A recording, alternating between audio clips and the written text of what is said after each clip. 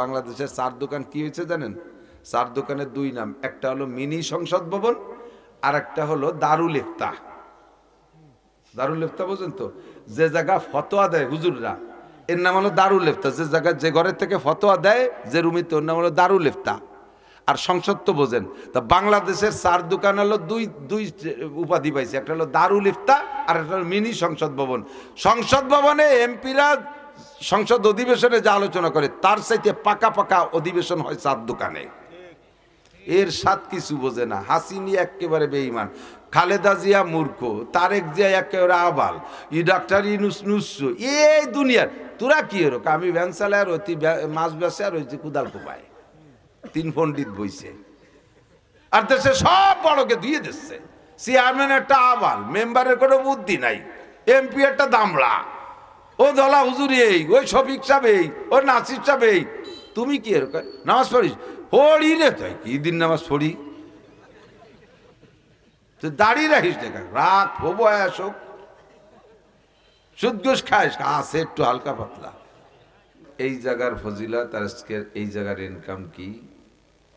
মজলিসু ফিকহিন, যে মজলিসে বসে মাসআলা মাসাইল শরীয়তের বিধিবিধানের আলোচনা হয়, যত ছোট মজলিসই হোক না কেন, লোকও কম হোক, আলোচনা খুব স্বল্প সময় হোক, ধরে নেন একটা মাসালার আলোচনাই হোক, মাসালা আলোচনা, ওই মজলিসটার দাম 60 বছর নফল নামাজ ও নফল রোজার চাইতে বেশি। আজকে লাইলাতুল বারাত, ইশার নামাজ ফরজ, মাগরিবের নামাজ ফরজ, আবার ফজরের নামাজও ফরজ হবে। এছাড়া সারা রাত যত ইবাদত করব সব ইবাদত নফল, সব ইবাদত নফল। এমন রাত সহ 60 বছরের ভিতরে সবে বরাত 60 বার, সবে কদরও 60 বার, এর আনুষঙ্গিক যত ইবাদত আছে বিরামহীন বিরতিহীন, বছরে 365 দিনের 5 দিন রোজা রাখা হারাম, বাকি 360 দিন, তার 30 দিন ধরে নিলাম ফরজ রোজা, আর 330 দিন। এই 330 দিন নফল রোজা রাখলে দিনে রাত্রে 5টি টাইম নফল নামাজ পড়া জায়েজ নেই। 2 টাইমে মাকরু, 3 টাইমে হারাম, সূর্য উদয়ের সময় আর ঠিক দুপুরে, আর অস্ত যাওয়ার সময় হারাম। আর ফজরের ওয়াক্ত হওয়ার পরে শবে সাদেকের আগ পর্যন্ত সুন্নত নামাজ আর ফরজ নামাজ আর কাজা নামাজ থাকলে পড়া যায়, তাই ছাড়া কোনো নফল পড়া যাবে না, মাকরুহ। আর আসরের ফরজ নামাজ পড়া হয়ে গেলে মাগরিবের আগে আর কোনো নফল পড়া যাবে না। এই 5 টাইম বাদে বাকি যত বৈধ টাইম আছে, এই বৈধ টাইমে লাগাতার বিরামহীন বিরতিহীন একটানা 60 বছর নফল নামাজ পড়লে যেই নাকি, আর আগে যেভাবে বলছি নফল রোজা, এভাবে লাগাতার 60 বছর নফল রোজা রাখলে যেই নাকি, তার চেয়ে বেশি নেকি, খয়ে রেসমে তাবজিলে সিগা, তার চেয়ে বেশি নেকি হবে একটা মাসালা শুনলে এবং শিখলে। তো আমার আজকে রাত তো ইবাদতের মধ্যে কাটাইতে হবে। আমি বলবো আর আপনারা শুনবেন, কোনো কষ্ট হচ্ছে না। তাতে যদি এইরকম মোটা নেকি পাই, তাহলে খাইটে পিটে নামাজ পড়ার চাইতে এটা সহজ হয়েছে না? বুঝেন নাই? তো কে কি কইলো যে সবে বরাত বাদ দিয়ে দাও, কয়জন কয় বলদ কি আড্ডা মিলেছে। বলদ কিন্তু আমরা না তোমরা, ইনশাআল্লাহ প্রমাণ হবে একদিন। ফাসাউফা তারা ইজান কাশাফাল গুবারো আফারাসুন তাহতা রিজলিকা আম হিমারো। অন্ধকারে থেকে বোঝা যায় না যে আমি ঘোড়ার পিঠে বসা না গাধার পিঠে বসা। আলো হয়ে গেলে, অন্ধকার কেটে গেলে বোঝা যায় আমি কিসের পিঠে বসা আছি, ঠিক না? দুনিয়ায় যতদিন আছি আমরা অতদিন অন্ধকারে আছি, বুঝতে পারতেছি না। দুনিয়াদাররা তারা দুনিয়ার উন্নতি অগ্রগতিকেই ঘোড়ার পিঠে বসা মনে করে। ঘোড়া হলো দামি যানবাহন আর গাধা একটু বেদামি। 2 যুবক রাতের অন্ধকারে শুয়ে আছে, 2 দোস্ত দূরে কোথাও যাবে, গোয়াল ঘরে একটা ঘোড়া বাঁধা আর একটা গাধা বাঁধা আছে, দুটেই যানবাহন। তো ঘোড়ার পিঠের আরোহণটা সম্মানজনক, গাধার পিঠেরটা একটু কম সম্মান, একটু লজ্জা লজ্জা লাগে, তবে দুইটাই যানবাহন। ঘোড়া আর গাধা দেখতে একই রকম। ঘোড়াটা যদি একটু বেটে হয় আর গাধাটা যদি একটু বড় হয় তাহলে দুটি সমান সমানই হয়, দেখতে বডি ফিগার একই রকম। গভীর রাত্রে উঠা দুইজনে অন্ধকারে গোয়াল ঘরে যাইয়ে দুইজনে মুখস্থ দুটির উপরে বইছে। বসে এবার যার যার একটু ক্রেডিট ঝাড়তিছে, দোস্ত অন্যদিন তুমি ঘোড়ার পিঠে বসে আমি গাদার পিঠে, আজকে কিন্তু আমি ঘোড়ার পিঠে তুই গাদার পিঠে। ও আরে বাদ দে, তুই ঘোড়া গাদা চিনিস, আমি ঘোড়ার পিঠে তুই গাদার পিঠে। এই নিয়ে দুইজন ঝগড়া লাগাইছে, সিদ্ধান্তে আসতে পারতেছে না, বিধে রওনাও দিতে পারতেছে না। মুরব্বী একজন কয় বাবা কোন জায়গা যাবা? কয় ফরিদপুর যাব। যাও, সালতা পার অতি না অতি বেলা উঠে যাবে না, সেই সময় দেখবা না কিটা ঘোড়ার পিঠে আর কিটা গাদার পিঠে। এ জায়গায় ঝগড়া হইলে তো রওনাই দিতে পারতেছে না। তো দুনিয়া নিয়ে আমরা যে ঝগড়া করি, দুনিয়াদাররা মনে করে আমরা ঘোড়ার পিঠে, আর যারা এই যে দিন নিয়ে কামড়া কামড়ি করে এরা গাদার পিঠে অথবা এটি বেড়াচ্ছে। কিন্তু প্রমাণ হবে কখন? যখন চক্ষু বন্ধ করে কবরে যাব, ঠিক না? মর্দমারা সর্বসরদর খাবেদা, মর্দমারা সর্বসরদর খাবেদা, গাছতে বেদারা কেউ রপ্ত আজ জাহা। সব মানুষ ঘুমোয় আছে দুনিয়ায়, যখন চক্ষু বন্ধ করে কবরে যাবেন তখনই ঘুম ভাঙবে। ঘুমন্ত মানুষ যেমন কিছু দেখে না, কিছু জানে না, কিছু বোঝে না, আমরাও দুনিয়ায় বসে এই যা কিছু দেখতেছি সব ঘুমের মধ্যে চলতেছে। মূল সজাগ হব কবরে যাওয়ার পরে, মুনকার নাকির দেখতে পারবেন, জান্নাত দেখতে পারবেন, জাহান্নাম দেখতে পারবেন। এই সমস্ত আমল, কোন আমলে নেকি কতটুকু বেশি হলো আর কম হলো, সব সেই সময় বোঝা যাবে ইনশাআল্লাহ। কথা বলুন ঠিক না? আজকে আমরা এখানে বসছি এই মোটা নেকি ইনকাম করব। সহজে একটু নেকি কামাই করে ফেলি। যে যেখানে বসা আছেন সামনে ফাঁকা থাকলে একটু টান দিয়ে আগায় বসেন, একরামের নিয়তে, যে আমি আগায় বসলে আর এক ভাই বসতে পারবে, এর নাম হলো একরামের নিয়ত। এতটুক পাশা ঘষিয়ে একটু আগায় আসলেই 10 বছর এতে কাবেন নাকি। এই একেবারে মানে খুব সহজ ইনকাম। হ্যাঁ, জাগায় বসে এরকম ডুললি হবে না, পাশা সত্যি হবে, আগে আসতে হবে। এই যে বসছেন, ঘন হয়ে বসছেন, শীতে একটু কম লাগতেছে, আর একরামের নিয়ত করলেন 10 বছর এতে কাবেন নেকি পেয়ে গেলেন। কন্যা সুবহানাল্লাহ। তাহলে আমরা এই জায়গা বৈশা মশালা কিন্তু কয়েকটা কওয়া হয়েই গেছে, মশালা কয়েকটা চলেও গেছে। আমলের নিয়তে শুনবো এবং বলবো, তাতে প্রত্যেক মাসআলার বিনিময় 60 বছর নফল নামাজ ও 60 বছর নফল রোজার চাইতে বেশি নাকি। বলি সুবহানাল্লাহ। আল্লাহ, এই জায়গা কেউ কি আছেন একটানা এরকম বিরতিহীন 60 বছর নফল নামাজ পড়েছেন? বিরতিহীন 60 বছর নফল রোজা রাখনেওয়ালা মানুষ কি ফরিদপুরে আছে? বাংলাদেশেও নাই, বিশ্বে খুঁজলেও পাওয়া যাবে কিনা মনে হয় না, যে বিরতিহীন 60 বছর নফল রোজা। এ কি যাইতে ব্যাপার নাকি? অথচ হুজুর নিজেই বললেন সহি হাদিস, মাসালা শুনলে শিখলে 60 বছর নফল নামাজ ও রোজার চাইতে বেশি নেকি।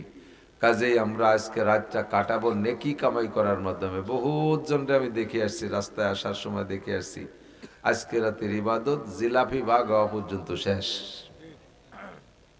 মসজিদে নামাজ পড়ছে, জিলাপি দিয়েছে, দেখলাম টুল্লা নিয়ে ভাগাভাগি হয়ে খাইয়ে দিয়ে পরে জিলাপির পরে 2 আঙ্গুলির সুন্নত আমল করতেছে, বিরিজির কান্নিচির পর বসে।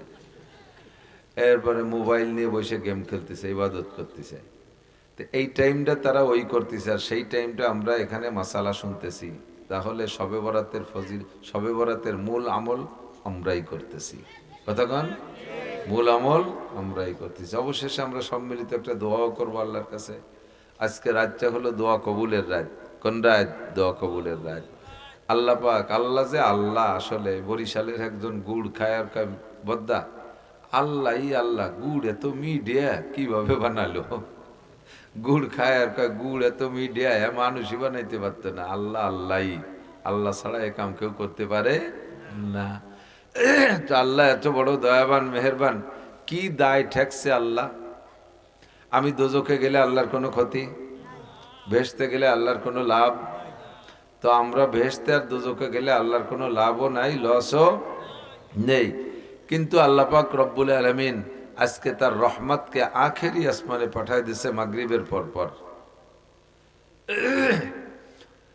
আল্লাহ পাক নিজেই ডাকতে আছেন, আলা মুস্তাগফিরিন ফাগফির আলাহ, এই গুনাহগার কারা কারা আছো? সুদখোর, ঘুষখোর, দুর্নীতিবাজ, ফাঁকিবাজ, লম্পট, লুচ্চ, মদখোর, গাঁজাখোর, এবাখোর, হিরোইনখোর, ফেন্সিডিলখোর, জেনাখোর, তাড়ি বিড়ি যারা যা খেয়ে বেড়াও, যা যা আকাম কুকাম করছো সারা জীবন ভরে, গুনাহ করনেওয়ালা মানুষ তো এর মধ্যে একজনও নাই। আমরা গুনাহ না করনেওয়ালা কেউ নাই এ বলা যায়, ঠিক না? গুনাহ করনেওয়ালা কেউ নাই এ বলা যাবে না। গুনাহ না করনেওয়ালা কেউ নাই এই কথা বলা যাবে, যে গুনাহ না করনেওয়ালা কেউ নাই। সকলেই আমরা কম বেশ করে থাকি।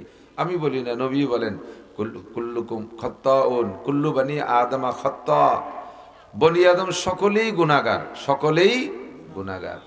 তবে আল্লাহ রসুল বলেন খায়রুল খাত্তাইন আত-তাওয়াবুন। বড় মজার কথা। তো গুনাহগারদের ভিতরে আবার আল্লাহর কাছে বড় পছন্দের গুনাহগার, যে গুনার পরে তওবা করে, গুনার পরে তওবা করে। বান্দা গুনাহ করবে আল্লাহ জানে। গুনার জগৎ, গুনাহ করানোর জন্য, গুনাহ করানোর জন্য পিছনে শত্রুও লেগে আছে। নাম কি? মিস্টার ইবলিস। কি নাম? মিস্টার মিস্টার দেখুন নাকি হযরত মাওলানা ইবলিস? মিস্টার ইবলিস। সারাটা দুনিয়ারে জ্বালাই খাইতেছে মিস্টাররা। মিস্টার ডোনাল্ড ট্রাম্প শুনছেন? বর্তমানে খবর পাইছেন? বিশ্ব সেরা ৫, ৭, ১০ বদমায়েশ। কত বড় লুচ্চা, কত বড় বদমায়েশ। এই দুনিয়ার থেকে বাছাই করা সুন্দরী সুন্দরী অল্প বয়সী মেয়েদেরকে নিয়ে সাগরের দ্বীপের উপরে সেখানে আলিশান বিল্ডিং বানাইয়া দুনিয়ার যত পয়সাওয়ালা চরিত্রহীনদেরকে নিয়ে এই মেয়েদেরকে দিয়ে ব্যবসা করে পয়সা কামাই করতেছে। 14, 15, 16, 12, 13, 14, 15, 16 এই বয়সী মেয়েগুলোকে নিয়ে কারা কারা এইগুলো করতেছে? আমেরিকার বড় বড় ব্যবসায়ী, ইউরোপিয়ান, তারপরে কি কয় অস্ট্রেলিয়ান, ফ্রান্সিয়ান, আমেরিকান, ডোনাল্ড ট্রাম্প মুরব্বীও আছে ওর মধ্যে। হ্যাঁ, এই মোদি গদি এরা সব আছে। ওই নুচ্চ পাল্টি সব সেই জায়গায় আড্ডা করে যায়। তো এই মিস্টাররাই দুনিয়ারে জ্বালাই খাইতেছে, মধ্যপ্রাচ্যে আগুন জ্বালাচ্ছে, সারা দুনিয়াটা জ্বালায়। তো এই মিস্টারকে নেতা, মিস্টারের নাম মিস্টার ইবলিস। নাম কি?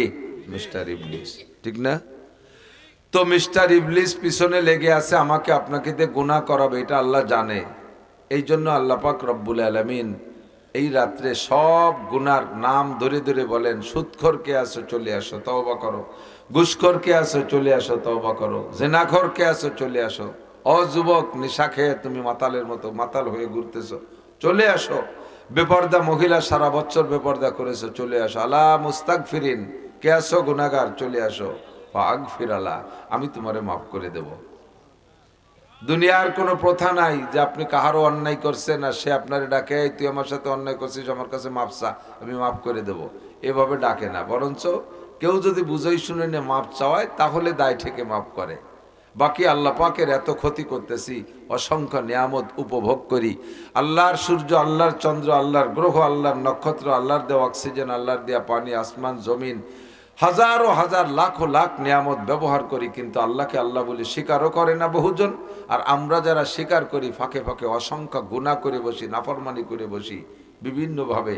সবগুলো ধরে আল্লাহ পাক ডেকে বলেন, আল্লাহ মুস্তাগফিরিন ফাগফির আল্লাহ, কারা আছো গুনাহগার চলে আসো সব গুনাহ মাফ করে দেব। আলা মুস্তারজিকিন ফারজুকা, আরে কার কি অভাব আছে চলে আসো, বাতের অভাব, কাপড়ের অভাব, পোশাকের অভাব, ফল ফ্রুটের অভাব, ঘর বাড়ির অভাব, দালান কোটার অভাব, গাড়ি বাড়ির অভাব, টাকা পয়সার অভাব, জায়গা জমির অভাব, চাকরির অভাব, ছেলে মেয়ের অভাব, বউ বাচ্চার অভাব, যার যে অভাব আছে সব অভাব আমার কাছে পেশ করো, ফারজুকা আমি তোমার সব অভাব দূর করে দেব। বলি না সুবহানাল্লাহ। আলা মুস্তাশফিন, আর কারা কোন রোগে আক্রান্ত? দুনিয়ার ডাক্তাররা ব্যর্থ হয়ে গেছে, ফেল করছে, কোন ডাক্তার আর তোমার চিকিৎসা দিতে পারতেছে না। বাংলাদেশের ডাক্তার ফেল, চলে গেছে মাদ্রাজ চেন্নাই, সেখানের ডাক্তাররা ফেল, চলে গেছে সিঙ্গাপুর, তারাও কইলো পারবো না, চলে গেছে লন্ডন, পয়সা আছে। লন্ডন আলারাও বললো এ রোগের কোনো চিকিৎসা নাই, বাড়ি যে যা মনে চাই তাই খান। আল্লাহ পাক বলেন দুনিয়ার সব ডাক্তার ফেল হয়, আমি আল্লাহ ফেল হই না। আলা মুস্তাশফিন, বান্দা আমার কাছে শিফা চা, আমি তোরে শিফা দিয়ে দেব। বলি না সুবহানাল্লাহ। আল্লাহ পাক যদি শিফা দেয়, সুস্থ করে দেয়, তার কি ঔষধ লাগে? ইনজেকশন লাগে না, ট্যাবলেট বড়ি লাগে না। তবে চাওয়ার মতো চাইতে হবে, কান্দার মতো কানতে হবে। ভাষা ভাষা চেয়ে দিলাম, অথচ মসজিদের ইমাম সাহেব 2 কেজি জিলাপি দিয়ে করলাম যে হুজুর আমার জন্য একটু দোয়া করেন, আমি আসতে পারতেছি না, আমি তো একটু বিড়ি ধরাইছি, কাজটা আপনি সারিয়ে দেন। তো তোমার মতো এই বাদামের জন্য দোয়া করলে দোয়া কবুল হবে নাকি?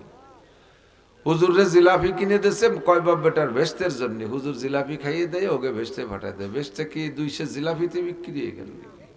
হ্যাঁ, যাই চাইবো মোনাজাতের সময় আমার একাগ্রতা থাকতে হবে খুব গভীরভাবে।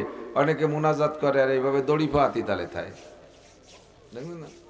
রব্বানা যালামনা আনফুসানা ওয়া ইল্লাম তাগফির লানা আল্লাহ রব্বানা আতিনা মিন লাদুনকা।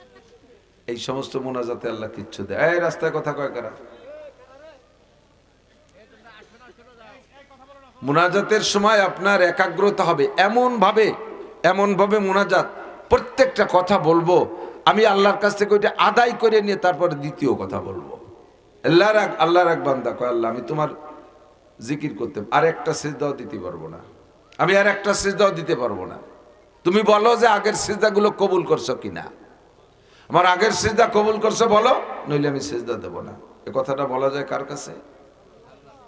আল্লাহর কাছে না। কার কাছে? যার সাথে এরকম গভীর দাবি সান্দা যায়, যার কাছে দাবি করা যায়, এরকম সম্পর্ক আছে যার কাছে, ঠিক না?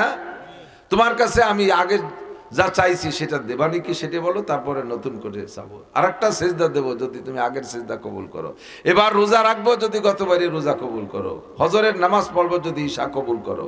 সম্পর্কটা এরকম তৈরি করিয়া তারপরে চাইলে কিন্তু আল্লাহ একটু দেরি করে না। বাচ্চা নাম হলো হাজ্জাজ ইবনে ইউসুফ, জালেম বাচ্চা ছিল, মুসলমান, কিন্তু মুসলমানদের মধ্যে তো কত জালেম আছে না, নামে মুসলমান। জালেম বাচ্চা হাজ্জাজ ইবনে ইউসুফ হাজার হাজার আলেম উলামাদেরকে মারছে। এই হাজ্জাজ গেছে হজ করতে, হজে যাইয়া কাবা ঘর তওয়াফ করতেছে। ও তো বাচ্চা, তো একটু অহংকারী ভাবে ঘোড়ার পিঠে তওয়াফ করতেছে। তো তওয়াফের ভিতরে দেখে এক লোক বৈশা বৈশা কাঁদতেছে, ভীষণ কাঁদতেছে। লোকটার চোখ নাই, অন্ধ। উনি তাকে ডেকে নিয়ে বলছে, এই কাঁদিস কেন? কবে আইছিস হজে? কয় যে আসছি কয়েকদিন। কয় তওয়াফ হইছে? কয় 7 গুল্লি তেলে 1 তওয়াফ বলে, সবুজ বাতি আছে ওখান থেকে ঘুরে এসে ওই জায়গায় আসলে 1 তওয়াফ হয়, এভাবে 7 চক্করে 1 তওয়াফ। তো বলে 7 চক্করের 4 চক্কর হইছে আর 3টে বাকি আছে, তুই কাঁদিস কেন? কি জন্যে কাঁদিস? কয় আমি আর কিছু না, আমি এবার তওবে কাঁদতেছি আমার চোখের জন্যে। আল্লাহ সবাই যে 2টো চক্ষু দিয়েছে, দুনিয়ার আল্লাহর কত কুদরত, তারা চোখ দিয়ে দেখে। আমাকে আল্লাহ তাআলা জন্মসূত্রে চক্ষু 2টে দেয় নাই। আমার যে মায়ের পেটে জন্ম নিলাম সে মার মুখখানা আমি দেখতে পারি না, আব্বা জন্মদাতা আব্বারে দেখতে পারি না, আমি বিবাহ করেছি কেমন স্ত্রীটা হলো তারে চোখ দিয়ে দেখতে পারি না, আমার কলিজার টুকরা সন্তান জন্ম নেয় সেগুলোকে আমি দেখতে পারি না। 2টো চোখ দিয়ে দেখলে কত ভালো লাগে আপনারা দেখেন, আমি দেখতে পারি না। অবশেষে আল্লাহর ঘর কাবা ঘরের কাছে আসি, এই কাবা ঘরটাকে 2টো চোখ দিয়ে দেখতে চাই, আমার চক্ষু নাই, দেখতে পারি না। তাই রব্বে কারিমের দরবারে আমি দোয়া করি, আল্লাহ তুমি আমার চক্ষু 2টো খুলে দাও। হাজ্জাজ ইবনে ইউসুফ বলেন, তুই এভাবে কতদিন চাস? কয় প্রত্যেক হজের মৌসুমে আসি আর আমি কাঁদি, আমার চোখ খোলে না। হাজ্জাজ ইবনে ইউসুফ বললেন, সামনে আর কয় তওয়াফ বাকি আছে? কয় 3 তওয়াফ বাকি আছে। কয় আমি এই ময়দানে আছি, কাবার পাশে আছি, কাবার চত্বরে আছি, সামনে 3 তওয়াফের ভিতরে কাইদা যদি তোর চোখ খুলতে না পারিস, তোর এই কাবার চত্বরে জবই দেব। এই চোখ খোলা কি ওর নিজের দায়িত্ব নাকি? ওর পাওয়া ক্ষমতা? আল্লাহ খুললি খুলবে। ওদিকে হাজ্জাজ চাপ দেছে, তুই চোখের জন্য কাঁদিস, তোরে আল্লাহ আজও চোখ খুললো না, সামনে 3 তওয়াফের শেষ হতে যদি তোর চোখ না খোলে, তোর এই জায়গা জবই দেব, তোরে আর বাঁচায় রাখবো না। বড় জুলুমির কথা হয়েছে না? হাজ্জাজ ইবনে ইউসুফ জালেম বাদশা, এ কথাটাও জুলুমের কথাই কইছে। ওই লোকে তো কয়, আমি তোরে যাইতেও দিচ্ছি না, পিছনে লোক লাগাই রাখছে, আর আমি আসি দেখি তোর চোখ খুলে কিনা। বাকি 3 তওয়াফ দিতে না দিতে তার চোখ খুলে গেছে। বাকি 3 তওয়াফ দিতে দিতে চোখ খুলে।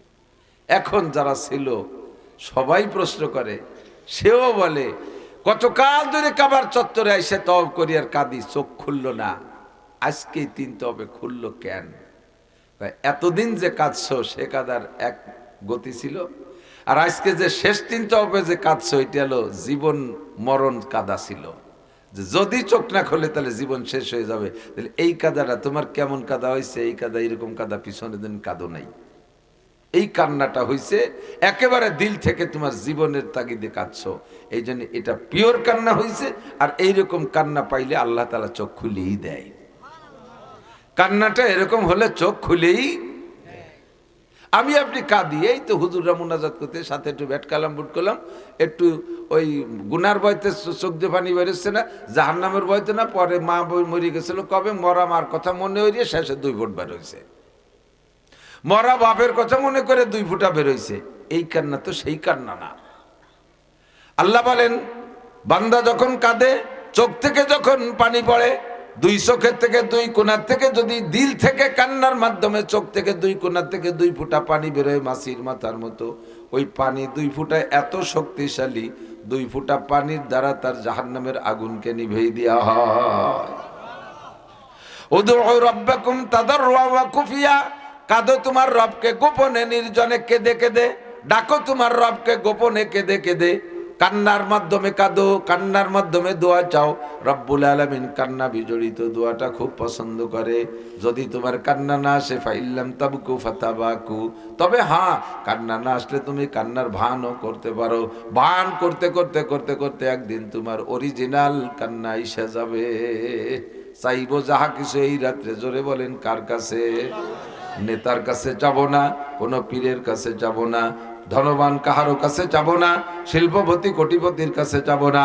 সব শিল্পপতি কোটিপতি রাজা বাদশা যার কাছে ঠেকা, আমি তারই কাছে চাইব। যুবক, তোমার চাকরি নাই, চাও মালিকের কাছে। দুনিয়ার কত নেতারে 5-7 লাখ টাকা ঘুষ দিয়া চাকরির জন্য তার পিছে পিছে ঘুরছো, 3-4 বছর ঘোরার পরে টাকাও দেয়, এটা চাকরিও দেয় না, বরঞ্চ 2 থাপ্পড় দিয়ে বাড়ি পাঠায় দেয়। এইটা হলো দুনিয়াদারদের স্বভাব। আল্লাহ পাক রব্বুল আলামিন বলেন, বান্দা আমার কাছে চা, উদউনি আস্তাজিব লাকুম, আমার কাছে চা, আমি তোর সব চা পূরণ করব, সব দোয়া কবুল করব, একটা দোয়া মিস করব না। আমি আল্লাহকে তোরা চিনিস না, ওয়া ইন্নাল্লাহা লা ইউখলিফুল মিয়াদ, আমি আল্লাহ পাক রব্বুল আলামিন ওয়াদা খিলাফ করি না। আল্লাহ পাক বলেন, আমি ওয়াদা খিলাফ করি না, বলেছি দোয়া কর, কবুল করব, আমি তোর দোয়া কবুল করবই, যা চাইবি সব তোরে দিয়ে দেব। তবে চাওয়ার মতো চাবি ওই অন্ধ লোকটা চোখ খোলার জন্য যে শেষ 3টা তওব দেছে, ওই 3টা তওবের কান্নার মতো কাঁদবি। চাইবো কার কাছে? বলবেন কার কাছে? যার যার চাওয়া সেই সেই চাবেন, আর একজন দিয়ে বাড়া হয়ে দিয়ে চাওয়ার দরকার নেই। এই আমাদের দেশে মানুষ যখন অসুস্থ হয়ে বিছানায় পড়ে থাকে, মারাত্মক রোগে কতদিন পড়ে রয়েছে, মরেও না বাঁচেও না, সেই সময় বাড়িওয়ালারা 4-5 হাজার টাকা হুজুরকে দিয়ে আসে মাদ্রাসা, হুজুর আমার আব্বার নামে একটা জালালি খতম পড়াই দিয়ে। জালালি খতম কয়তো? দোয়া ইউনুস খতম, দোয়া ইউনুস খতম পড়াই দিয়েন। বাড়ির বিপদে পড়ছে ওরা, আর দোয়া পড়বে হুজুররা। এই দোয়া ইউনুস কোন দোয়ারে কয় জানেন নাকি? লা ইলাহা ইল্লা আনতা সুবহানাকা ইন্নী কুনতু মিনাজ জালিমিন। এই দোয়া না, এটা পড়ছিল কিরা? ইউনুস আলাইহিস সালাম। ইউনুস আলাইহিস সালাম পড়ছে, ঠিক না? কখন পড়ছে? যখন মাছের পেটের ভিতরে বন্দি ছিল, মাছে গিলে ফেলাইছে আর বের হতে পারতেছে না। ফালাউলা আন্নাহু কানা মিনাল মুসাব্বিহিনা লালাবিসা ফি বাতনিহি ইলা ইয়াউমি ইউবআসুন, যদি উনি লা ইলাহা ইল্লা আনতা সুবহানাকা ইন্নী কুনতু মিনাজ জালিমিন না পড়তেন, তাহলে মাছের পেটের মধ্যে কিয়ামত পর্যন্ত থাকতো, হজম হইতেন না, মাছের পেটের মধ্যে থাকিয়ে থাকিয়া যাইতেন। যখন উনি লা ইলাহা ইল্লা আনতা সুবহানাকা পড়েছেন, তখন এই মহা বিপদ থেকে আল্লাহ ওনাকে নাজাত দিয়েছেন। মাছে যাইয়া সাগরের পাড়ে যে উগরাই দিছে, বমি করে দিছে, আর উনি বের হয়ে গেছেন। সাগরের পাড়ে 40 দিন ছিলেন। জিব্রাইলের মাধ্যমে আল্লাহ তাআলা লাউ গাছ লাগাইয়া, লাউ গাছের নিচে মাছি পড়ে না, যাতে গায়ে মাছি না পড়ে। 40 দিন মাছের পেটে থাইকে তো বডিটা নরম হয়ে গেছে, নরম দেহের উপরে মাছি টাছি পড়লে আবার পোকামাকড় লাগতে পারে, এই জন্যে লাউ গাছ লাগাই দিছে। লাউ গাছের নিচে 40 দিন ছিলেন, মাছের পেটে 40 দিন, লাউ গাছতলা 40 দিন, ওখান থেকে বাড়ি আসতে লাগছে আর 40 দিন। এই 3 চিল্লা হযরত ইউনুস আলাইহিস সালাতু ওয়াস সালাম মাছে এই রাস্তায় দিয়েছিলেন। মাছের পেটে 40, সাগরের পাড়ে 40, আর রাস্তায় এক চিল্লা। বলতে চাইছি এই মাছের পেটের ভিতরে বৈশা দোয়া পড়ছেন কি ইউনূস আলাইহিস সালাম না মাদ্রাসার হুজুররা? কারা পড়ছে? ইউনূস আলাইহিস সালাম না, বিপদে পড়ছে উনি, দোয়া পড়ছেন উনি, আল্লাহ নাজাত দিয়ে দিয়েছে। আর আমাদের সমাজে যারা বিপদে পড়ে তারাই দোয়া পড়বে না, দোয়া দায়িত্ব দিয়েছে হুজুরকে ভর্তি। 5,000 টাকা দিয়ে দোয়া কিনে নিয়ে আসতে গেছে। এই দোয়া কি কিনা বেচা হয় নাকি? বিপদে পড়ছেন আপনি, আপনি বলেন। এখন এই জায়গায় আবার একটা বলবো যে মুরব্বী যদি এরকম দীর্ঘদিন বিছানে পড়ে থাকে, তারা যদি ছেলে মেয়েরা আব্বা আপনি তো বহুত কষ্ট করতেছেন, তা আমরা কি একটা দোয়া ইউনুস খতম পড়াই দেবো? মুরব্বীকে হ্যাঁ বুঝছি, আনার আমারে ভালো ঠেকতেছে না, মারার জন্য এই দোয়া পড়তে দিচ্ছ না, এই খতম। এই দোয়া কি মরার দোয়া না বাঁচার দোয়া? ইউনুস আলাইহিস সালাম এই দোয়া পড়ে কি বিপদে পড়ছে না বিপদ থেকে উদ্ধার হয়েছে? বিপদ থেকে উদ্ধার হয়েছে না?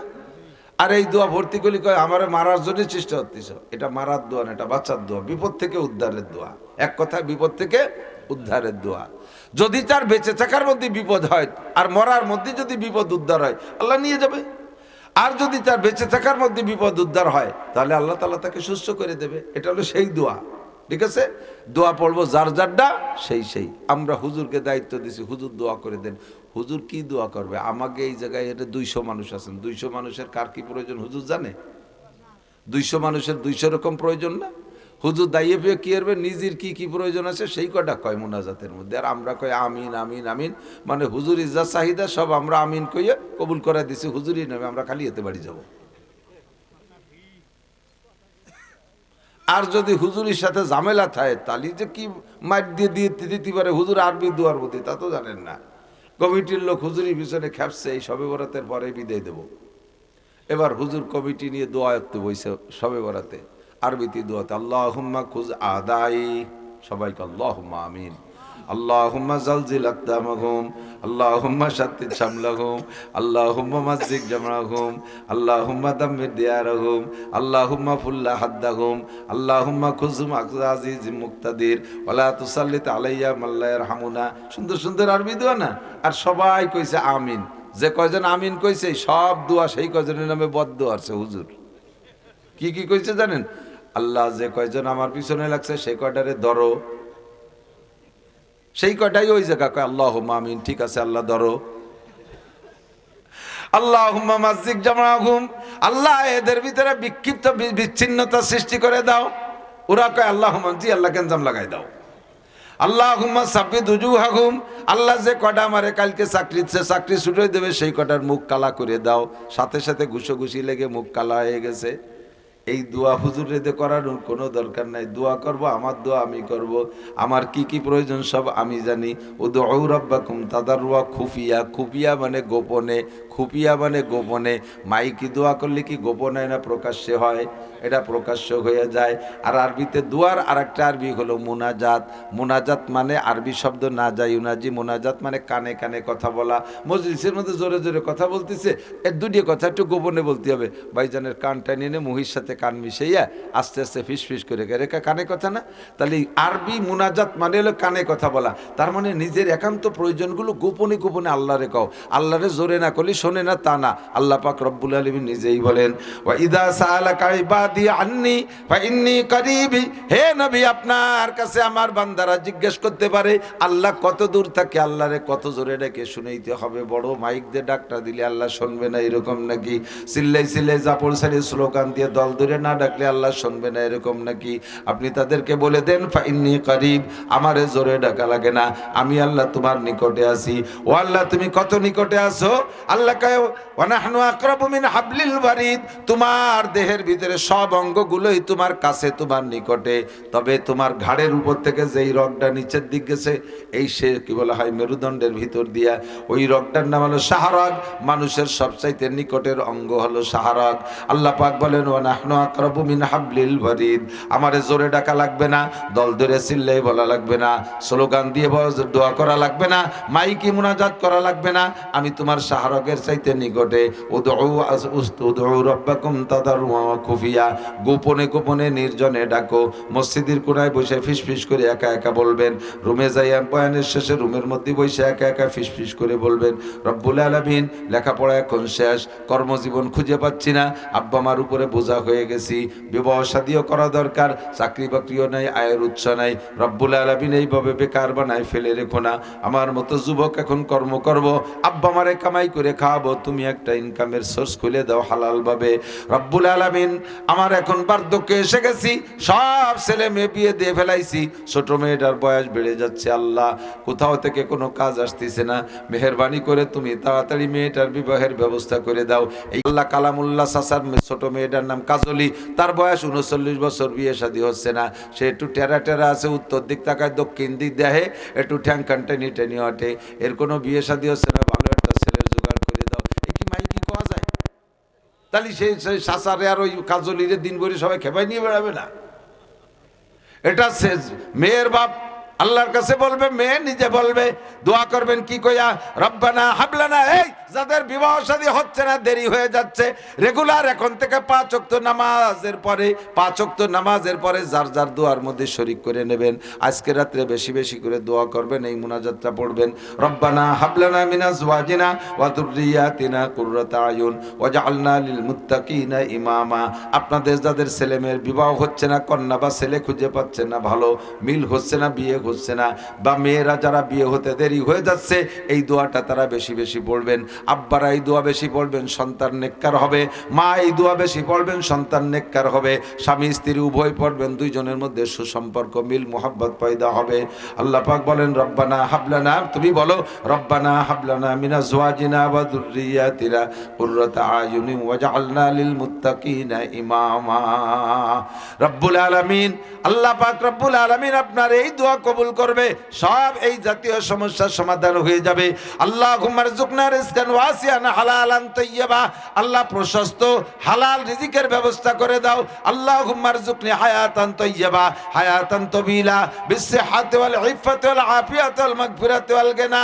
আল্লাহ তুমি আমাকে হায়াতে তয়্যিবা দান করো, সুস্থতার সাথে। খেয়াল করেন, দোয়া হায়াতের দোয়া যখন করবেন, শুধু হায়াতই চাইবেন না, লম্বা হায়াত পাইলেই তার মধ্যে কোনো ক্রেডিট নাই। 200 বছর হায়াত পাইছেন, হায়াত চাইছেন, আল্লাহ 200 বছর হায়াত দিয়েছে, লাস্টের 100 বছর প্যারালাইসিসে বারান্দায় পড়ে রয়েছেন। হায়াত 200 বছর, 100 বছর বারান্দায় প্যারালাইসিসে স্ট্রোক করে পড়ে রয়েছেন। এই 100 বছর হায়াতের 5 পাইরও দাম আছে, হুটো ভাইরও দাম আছে। বরঞ্চ বাড়িওয়ালারা আপনার এনে জ্বালায় মরে, ডেলি ডেলি হুজুর গেছে, হুজুর একটা খতম পড়ে আব্বারে মারিয়ে দিয়ে যায়নি, দেখেন দি তো উজ হইও না ভাই, হইও না বিছেন ভাটি আগিয়ে ভাই দিয়ে নষ্ট হচ্ছে। সেদিন আমার মার মুখ বইরে কাশি ভাই একের মাহাই বেলাই দিয়েছে। এই যে জ্বালা, এই হায়াতের কোনো দাম নাই।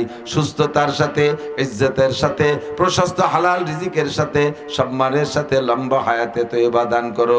দোয়া করা যাবে না? দোয়া করা যাবে না? দোয়া এগুলি করবেন। সর্বপ্রথম গুনার থেকে তওবা করবেন, গুনাহ মাফ চাইবেন।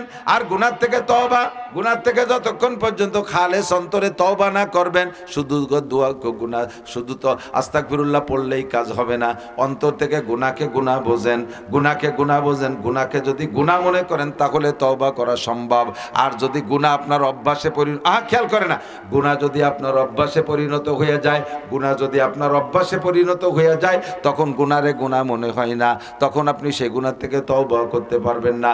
রেগুলার টেলিভিশনে নোংরা ছবি দেখতে দেখতে অভ্যাসে পরিণত হয়ে গেছে, এখন এই টেলিভিশন দেখারে গুনাহ মনে হয় না। ফেসবুক ইউটিউবে ল্যাংটা ছবি দেখতে দেখতে অভ্যাসে পরিণত হয়ে গেছে। এরা যাদের অভ্যাস হয়ে গেছে, মসজিদের মধ্যে মোবাইল অন করে বসে আর সেগুলো দেখা শুরু হয়ে যায়। এই লোকটাই গুনারে গুনাহ মনে করে না। যারা রেগুলার সুদে কারবারের মধ্যে আছে, সুদ খাইতে আছে, খাইতে খাইতে সুদই তাদের ইনকাম সোর্স হয়ে গেছে, সুদে ব্যবসা, ওই লোকটা সুদরে এখন গুনাহ মনে করে না, ও গুনার থেকে তওবা করবে না। যেই লোকটা চাকরির জীবনে ঘুষ খাইতে খাইতে অভ্যাস হয়ে গেছে, ঘুষই তার আয়ের মোটা ইনকাম সোর্স মনে করে নেছে, বেতনরে অতটা গুরুত্ব দেয় না, ওটা তো অনায়াসে অ্যাকাউন্টে ঢুকে যাবে। ঘুষ কিভাবে পাওয়া যাবে, এই ঘুষের জন্য হন্য হয়ে পাগলের মতো ঘুরতে থাকে। ঘুষ খাইতে খাইতে অভ্যাস হয়ে গেলে এই লোকটা আর ঘুষে গুনাহ মনে করে না, ওটা তার ইনকাম সোর্স মনে করে, এবং বিভিন্নভাবে যুক্তি আর দলিল পেশ করে নিজে নিজে, যে এটা তো আমার চাকরিস্থলে, কর্মস্থলে, এটাও তো আমার পরিশ্রমের বিনিময়ে খাচ্ছি, এইভাবে দলিল বানায় হালাল মনে করে। ওই লোকটা কোনোদিন ঘুষের থেকে তওবা করবে না। জিনা করতে করতে অভ্যাস হয়ে গেছে, ধরা পড়ে না, ধরা পড়ে না, আল্লাহ ধরায় দিচ্ছে না। আল্লাহ কয় ইন্না বাচ্চা রাব্বিকা লাশাদীদ সানাস্তাদরিজুকুম মিন হাইসু লা ইয়াহতাসিব সানাস্তাদরিজুকুম সানাস্তাদরিজুহুম মিন হাইসু লা ইয়ালামুন। আল্লাহ পাক বলেন ফামাকিলিল কাফিরিনা আমহিলহুম রুয়াইদা। গুনাহ করার সাথে সাথে আমি অ্যাকশনে যাই না, গুনাহ করার সাথে সাথে অ্যাকশনে যাই না। আমি সুযোগ দেই দেখি বান্দা স্বেচ্ছায় তওবা করে কিনা। যদি তওবা করে আর ফেরেশতাদেরকে লিখতেও দেই না। যখন গুনাহ করতে করতে সীমা লঙ্ঘন করে তখন আমি আর না ধরে পারি না। হে যুবক, আবাল, বৃদ্ধ, বনিতা, নারী আর পুরুষ, মনে রাখবা, আর আল্লাহ পাক যেদিন ধরে, আল্লাহ যেদিন ধরে, আল্লাহর হাত থেকে কেউ ছুটতে পারে না। এই কথা বলেন ঠিক কি ঠিক না? সানাস্তাদরিজুহুম মিন হাইসু লা ইয়ালামুন। কোন দিক দিয়ে কারে ধরবে তুমি জানো না। কেউ রে চোখের মধ্যে চোখের পাওয়ার কেড়ে নেবে, এভাবে ধরবে। কের ব্রেন স্ট্রোকের মাধ্যমে ধরবে, কের হার্ট স্ট্রোকের মাধ্যমে ধরবে, কের বাল্ব খারাপ করে দিয়ে ধরবে, কের কিডনি ড্যামেজ করে দিয়ে ধরবে, কের পাকস্থলিতে পচন ধরাই দেবে, কের ব্লাড ক্যান্সার দিয়ে দেবে, কের প্যারালাইসিস করে অঙ্গ এক একটা অঙ্গ হানি করে ফেলায় রাখবে। কোন দিক দিয়ে কারে ধরবে কেউ জানো না, এটা আল্লাহ পাকই জানে। আল্লাহ কয় গুনাহ করো আর সাথে করেই যাচ্ছ, মনে করতেছো তাৎক্ষণিক আমি কোনো অ্যাকশনে যাচ্ছি না বিদায় তুমি এটাকে বৈধ মনে করছো, মনে করতেছো যে গুনাহ করলে কি হয়, কতই তো করলাম, কিছুই তো হলো না। বান্দারে যেদিন হবে সেদিন তুমি বাঁচতে পারবা না। ধরবে যেদিন, বহুত জনকে ধরিয়ে দেখাইছে। দুঃখের বিষয় হলো মানুষ এগুলো প্রক্ষেপ করে না। আল্লাহ কিস্সাগুলো বলে বলে বলেন, এ ফাতাবিরু ইয়া উলিল আবসার। নমরুদরে কিভাবে ধরছি কিস্সাটা শুনে ওখান থেকে উপদেশ গ্রহণ কর। ফিরাউনরে কিভাবে মারছি কিস্সাটা শুনে উপদেশ গ্রহণ কর। তার মানে তুই ফিরাউনি স্বভাব ছেড়ে দে। কার সাদ্দাদরে কিভাবে মারছি কিস্সাটা শুনে সেখান থেকে উপদেশ গ্রহণ কর। বর্তমান, বিগত, অতীত সবকিছু দেখেন। এরকম বহুত ঘটনা আল্লাহ ঘটায় দেখাইছে। বহুত প্রভাবশালী সমাজ নেতা, সমাজের বহুত প্রভাবশালী মাতুব্বারদেরকে দেখেছি জীবনের শেষ দিক যায় স্টক করে পড়ে রইছে, পেশাব পায়খানা একসাথে গুলাই ফুলাই নইছে, নিজের ভাত কটা নিজে হাদ্য ধরে মুখে উঠাই খাইতে পারে না, মসজিদে নামাজ পড়তে যাইতে পারে না, আউ মাউ খাও মাওয়ারে কথাটাও ক্লিয়ার করে বলতে পারে না। এরকম জালেম, এরকম অন্যায় বিচারক মাতুব্বারদেরকে দেখছেন কি দেখেন নাই? বহুত চাকরিজীবীকে দেখেছি, ডিপার্টমেন্টে চাকরি করছে, ডিপার্টমেন্টের নাম বলবো না, চাকরি যতদিন করছে ততদিন শক্তি খাটায় সব কামাই করে আসছে। বাড়ি আসার পরে শেষ দিক দিয়ে 5-7 বছর প্যারালাইসিসে পড়ে রয়েছে, হাত দুটো অচল, পা দুটো অচল, বড় অসহায় হয়ে পড়ে আছে। আল্লাহ কয় কখন কারে ধরবো আমি জানি। ও বান্দা, সুযোগ আসছে, আজকে রাত লাইলাতুল বরাত, আয় সবাই আয় সবাই আয়। 7 বার আগার তওবা শেখাস্তি বাজা, ভয় নাই 100 বার তওবা করেছিস আর ভঙ্গ করেছিস। আমি আল্লাহ পাক দরজা খুলে রেখেছি। কুল ইয়া ইবাদিয়াল্লাযীনা আসরাফু আলা আনফুসিহিম লা তাকনাতু মির রাহমাতিল্লাহ ইন্নাল্লাহা ইয়াগফিরুদ যুনুবা জামিআ ইন্নাহু হুয়াল গফুরুর রহিম। জীবনে যত গুনাহ করেছো নিরাশা হয়ে যেও না। আমি আজকে ক্ষমার দরজা খুলে দিয়েছি, বান্দা চলে আসো, তোমার সব গুনাহ maaf করে দিয়ে আর একটা বোনাস দিয়ে দেব অতিরিক্ত। তুমি যদি খালেস তওবা করো যে গুনাহ করছি তো আর করব না, ছাড়ছি তো আজকে ছেড়েই দিছি আর কোনোদিন করব না এই গুনাহ, তাহলে এমন তওবার বিনিময়ে তোমার বিগত জীবনের সব গুনাহগুলো আমি আল্লাহ তাআলা নেকি দ্বারা বদলাইয়া দেব। খেয়াল করতেছেন? তওবা করা যাবে? তওবা করা যাবে সাথে ইনশাআল্লাহ কইলে তওবা হবে না। তার মানে আজকে করব না, ইনশাআল্লাহ কোনো একদিন করব, এর নাম তওবা না। গুনাহ থেকে তওবা করেই ফেললাম, গুনাহ করবই না, পাক্কা প্রতিজ্ঞা। গুনাহ কি এটা আপনার জানতে বাকি নাই। গুনাহ কি জানেন না এমন কোনো মানুষ নেই। আর নেকি কিসে কিসে হয় তাও জানেন না, সাবালেগ নারী আর পুরুষ কেউ বাকি নাই, সকলেই জানেন। নেকির কাজ ছাড়বো না, গুনার কাজ করব না, পাক্কা তওবা আজকে রাত্রে করেন, তাহলে আল্লাহ পাক রব্বুল আলামিন আমার আপনার সব গুনাহ পিছনের মাফ করে দেবে। কয় কত মাফ করবে হুজুর, কত মাফ করবে? কি পরিমাণ যে করছি, আমি এত গুনাহ করছি তা আমি আর আল্লাহ ছাড়া কেউ জানে না। আপনি তো জানেন না, এই জন্য আমার ভয় লাগতেছে। আল্লাহ কয় না, নবী পাক বলেন তোমার গুনার সংখ্যা যদি হয় কাদাদি আওরাকিল আশজার, পৃথিবীতে যত গাছ আছে আর এতে যত পাতা আছে গুনিয়ে সারা যাবে? এত সংখ্যাও যদি গুনাহ হয়। কাদাদি রমালিল আর, জমিনে যত বালুকণা আছে এত যদি হয় গুনাহ, এটা কি সম্ভব গুনাহ? এরপরে বলে কাদাদি জাবাদিল বাহার, দুনিয়ায় যত পানি আছে পানিকে ভাবে বাতাসে উড়িয়ে দিলি কণা কণা হয় না, এতে যত কণা হবে এত সংখ্যাও যদি গুনাহ হয়। এমনকি এই তিনটে মিলে যত সংখ্যা হবে, আজকে তুমি খালেস দিলে তওবা করো, এই গুনাহ যা করছি আর করব না, এই গুনাহ যা করছি আর করব। এভাবে পাক্কা প্রতিজ্ঞা করে যদি সামনে ফাওয়ামিলা আমালান সালিহা, নেক আমল করতে থাকেন গুনাহগুলো ছেড়ে দিয়ে, আল্লাহ পাক বলেন ফাউলাইকা ইউবাদদিলুল্লাহু সাইয়্যাতিহিম হাসানাত, এই তিন প্রকারের যত গুনাহ আছে সব গুনাহ নেকি হয়ে যাবে। হযরত আবু বকর আর ওমর দুইজনের একটা ঝগড়া। উমর রাদিয়াল্লাহু তাআলা আনহুকে আবু বকর যাইয়ে বলতেছে, দোস্ত আজকে একটা আয়াত শুনিয়েছি হুজুরির কাছে, মজার কথা, একটা মজার একটা আয়াত শুনিয়েছি, এই আয়াতের দৃষ্টিকোণ থেকে আমি হিসাব নিকেশ করে পাইছি ওমর তোমার নেকি আমার চাইতে বেশি। কেডা কয়? আবু বকর। কারে কয়? ওমরকে বলেন তোমার নেকি আমার চাইতে বেশি, তুমি আমার চেয়ে ভালো। এটা হলো সাহাবায়ে কিরামদের তর্ক। আর আমাদের তর্ক কি? আরে ওটা মানুষ, ও কি তবলিগি গিলি কি হুজুর হয়ে যায় নাকি? আর হুজুর হলি কি বিশ্বাস হয়ে যায় নাকি? ও আমরা নামাজ না পড়লেও বহু হুজুর গেছে ভালো আছি, এরকম কিছু নেককার মানুষ আছে না? আমরা নামাজ না পড়লেও বহুত হুজুর গেছে ভালো আছি। যে নিজেকে নিজে এতটা ভালো বলে আত্মতৃপ্তি মনে করবেন, সে কখনো আর সামনের দিকে উজতি পারবেন না, ভালোর দিকে যেতে পারবেন। আপনি তো মনে করতে অনেক ভালো আছি। আর সাহাবায়ে কিরামদের স্বভাব, তুমি ভালো আমি ভালো না, আমি তোমার চেয়ে কম। আবু বকর কয় উমর রে ভাই তোমার নাকি আমার চেয়ে বেশি। হযরত ওমর কয় ভাইজান এই যা কন্টেন্ট এক হইয়েন না, আপনি কোথায় আবু বকর আর আমি কোথায় ওমর, এটা হিসেব বলো নাকি? কাজে পাগল, আমার কাছে দলিল আছে, তোমার নাকি আমার চেয়ে বেশি, এর দলিল আছে।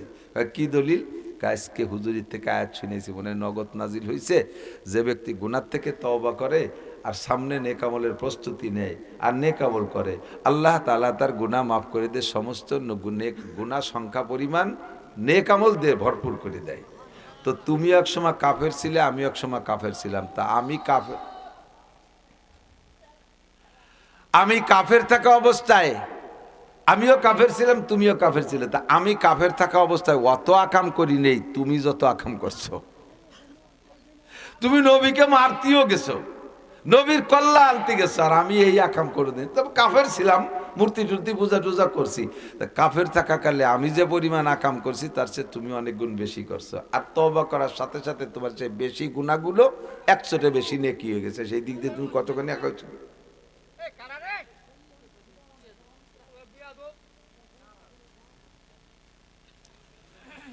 আল্লাহ, এই বেশি চিল্লে পাল্লা হইল না, হই হুল্লা করো না, তাহলে কিন্তু বদনাম বাড়ি পর্যন্ত ফাটাই দেবানি, বুঝবানি যে তোমাকে মারা ভালো না, তোমাকে তেমনটা কিছু করলাম না। ভালো মার সন্তান হলি ভালোভাবে চলাফেরা করবা।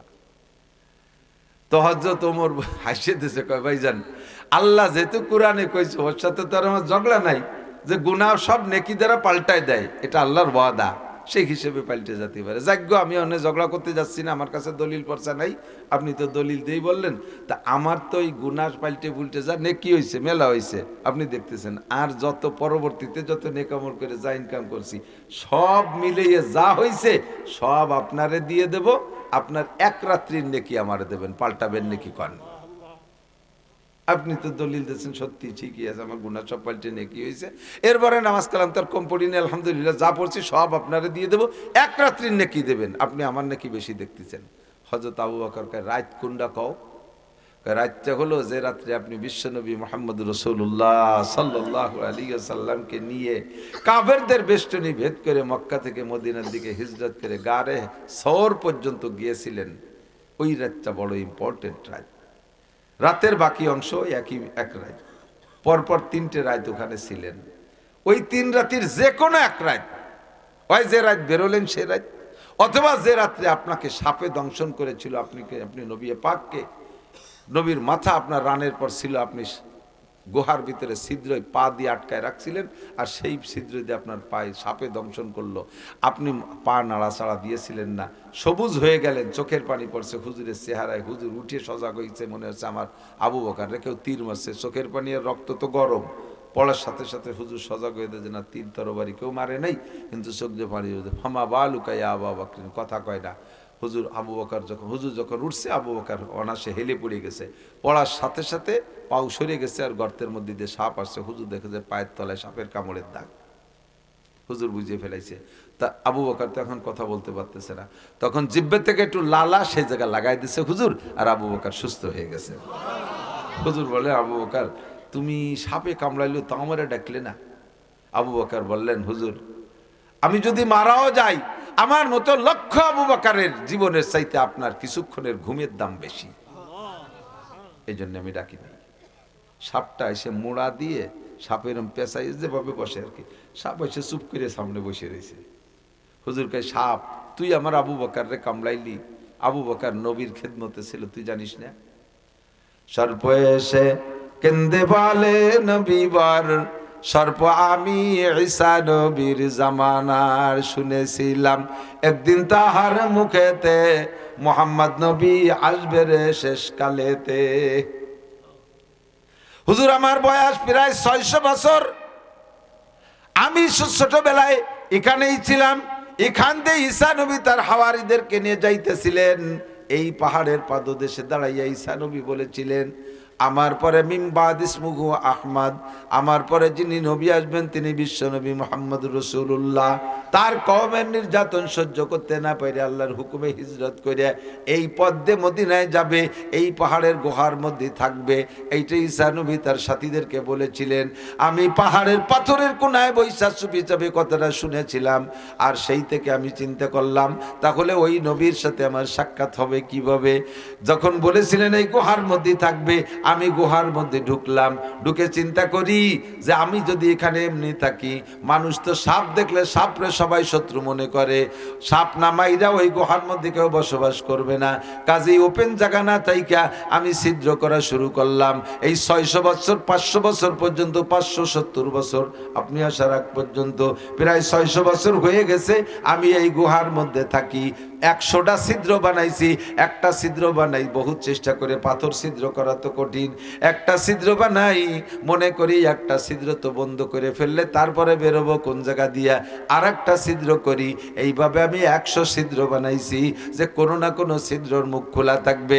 আবু বকর আইসা গায়ের জামা সব ছিঁড়ে টুকরা টুকরা কইরা ছিদ্রগুলো বন্ধ করে দেছে, একটা ছিদ্রই তার পা ছিল। আমি ওই পাওলা ছিদ্র সহ পুরো 100 ছিদ্রকে আমি খবর নিয়েছি, সব জায়গায় নেকড়া দিয়ে ভরা, আমি মাথায় দিয়ে গুতোয় বের করতে পারি না। অবশেষে যখন দেখলাম এখানে মানুষের পা, তারপরে আমি অপেক্ষায় আছি দেখি পা সরায় নাকি। 3 দিন অতিক্রম হয়ে গেল, পা মোটে সরায় না, পা মোটে সরায় না। চিন্তা করলাম এই 600 বছরের অপেক্ষা, আমি এই 600 বছর একটা রোজা রইছি, এর মধ্যে সেহেরি আর ইফতারি আমার নাই, বাকিরে আমি খাইতে যাই না, কারো সামনে পড়ে যাব, মানুষে পিঠে মেরে ফেলবে। এক রোজায় 600 বছর আমি অনশন করেছি, একমাত্র আপনার দিদারের জন্য। আজকে আমার রাস্তায় আবু বকর পা দিয়ে বাধা দিয়েছে, মাথায় দিয়ে গুতইছি, পা সরাই নাই, অবশেষে দংশন করতে বাধ্য হয়েছি।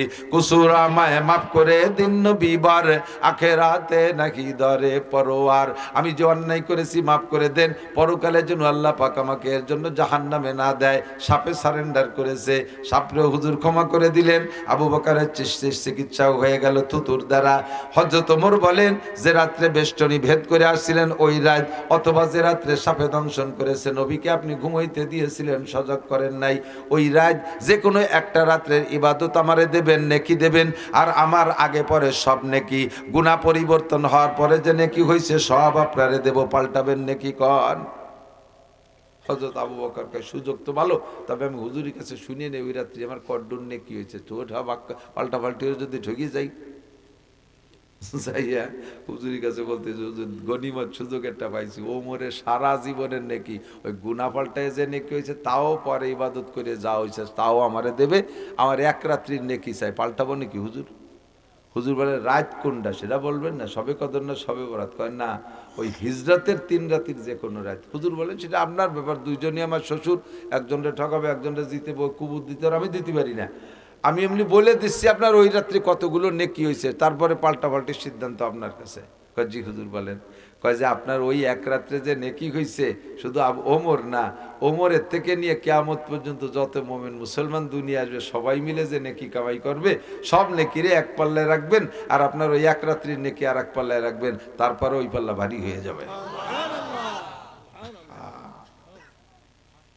হযরত আবু বকর কয়, ওমর পাল্টা পাল্টি হবে না, যে যেখানে ছিল সেই সেখানে থাও,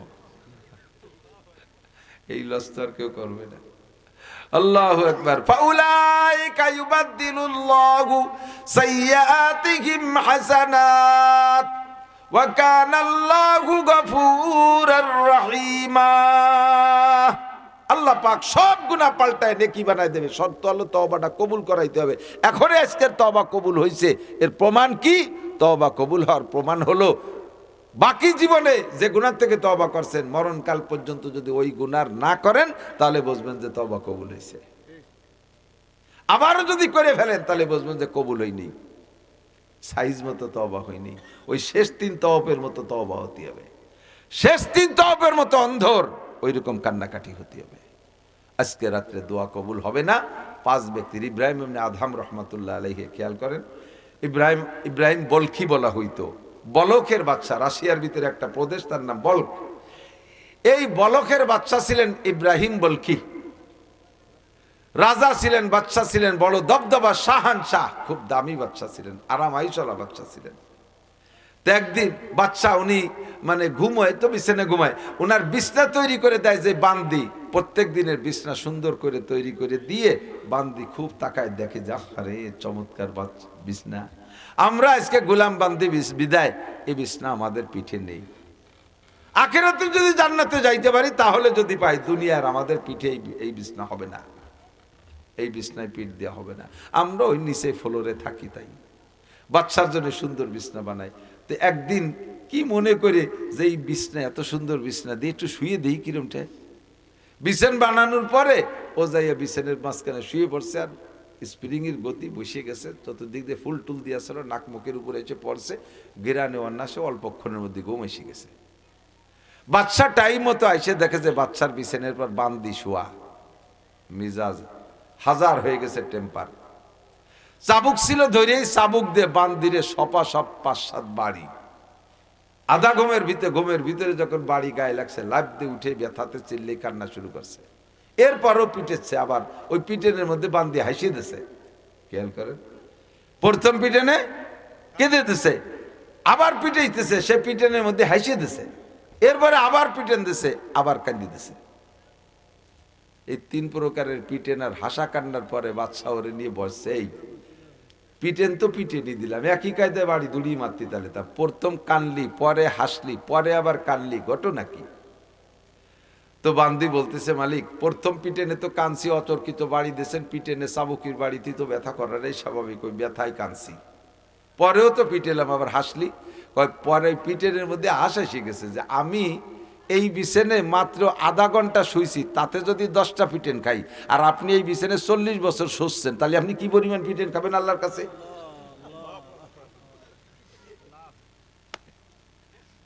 কলিজাই মারিয়ে দিছে। আমি এই বিছানে আধা ঘন্টা শোয়ার কারণে যদি 10টা চাবুকের পিটেন পাইতে পারি, 40টা বছর ঘুমাইলা বাচ্চা, তাহলে তুমি কিয়ামতে কি পরিমাণ পিটেন খাবা? আজকে এই 10 পিটেনের কান্না, সেই দিন তোমার পিটেন দেখে আমি হাসবো, ওই কথা মনে উঠে আমার হাসি এসে গেছে। পরে আবার কাঁদলি কেন? পরে কাঁদার কারণ হলো আমি আপনার নুন্নুটি খাই, আপনি আমার মালিক, আমি আপনার বান্দি। কিয়ামতের ময়দানে আমার মালিক চাবুকের পিটান খাবে, মালিক কাঁদবে, ওই কান্না আমার চোখে ভাসতেছে, তাই আমি মায়ায় কান্দে দিছি।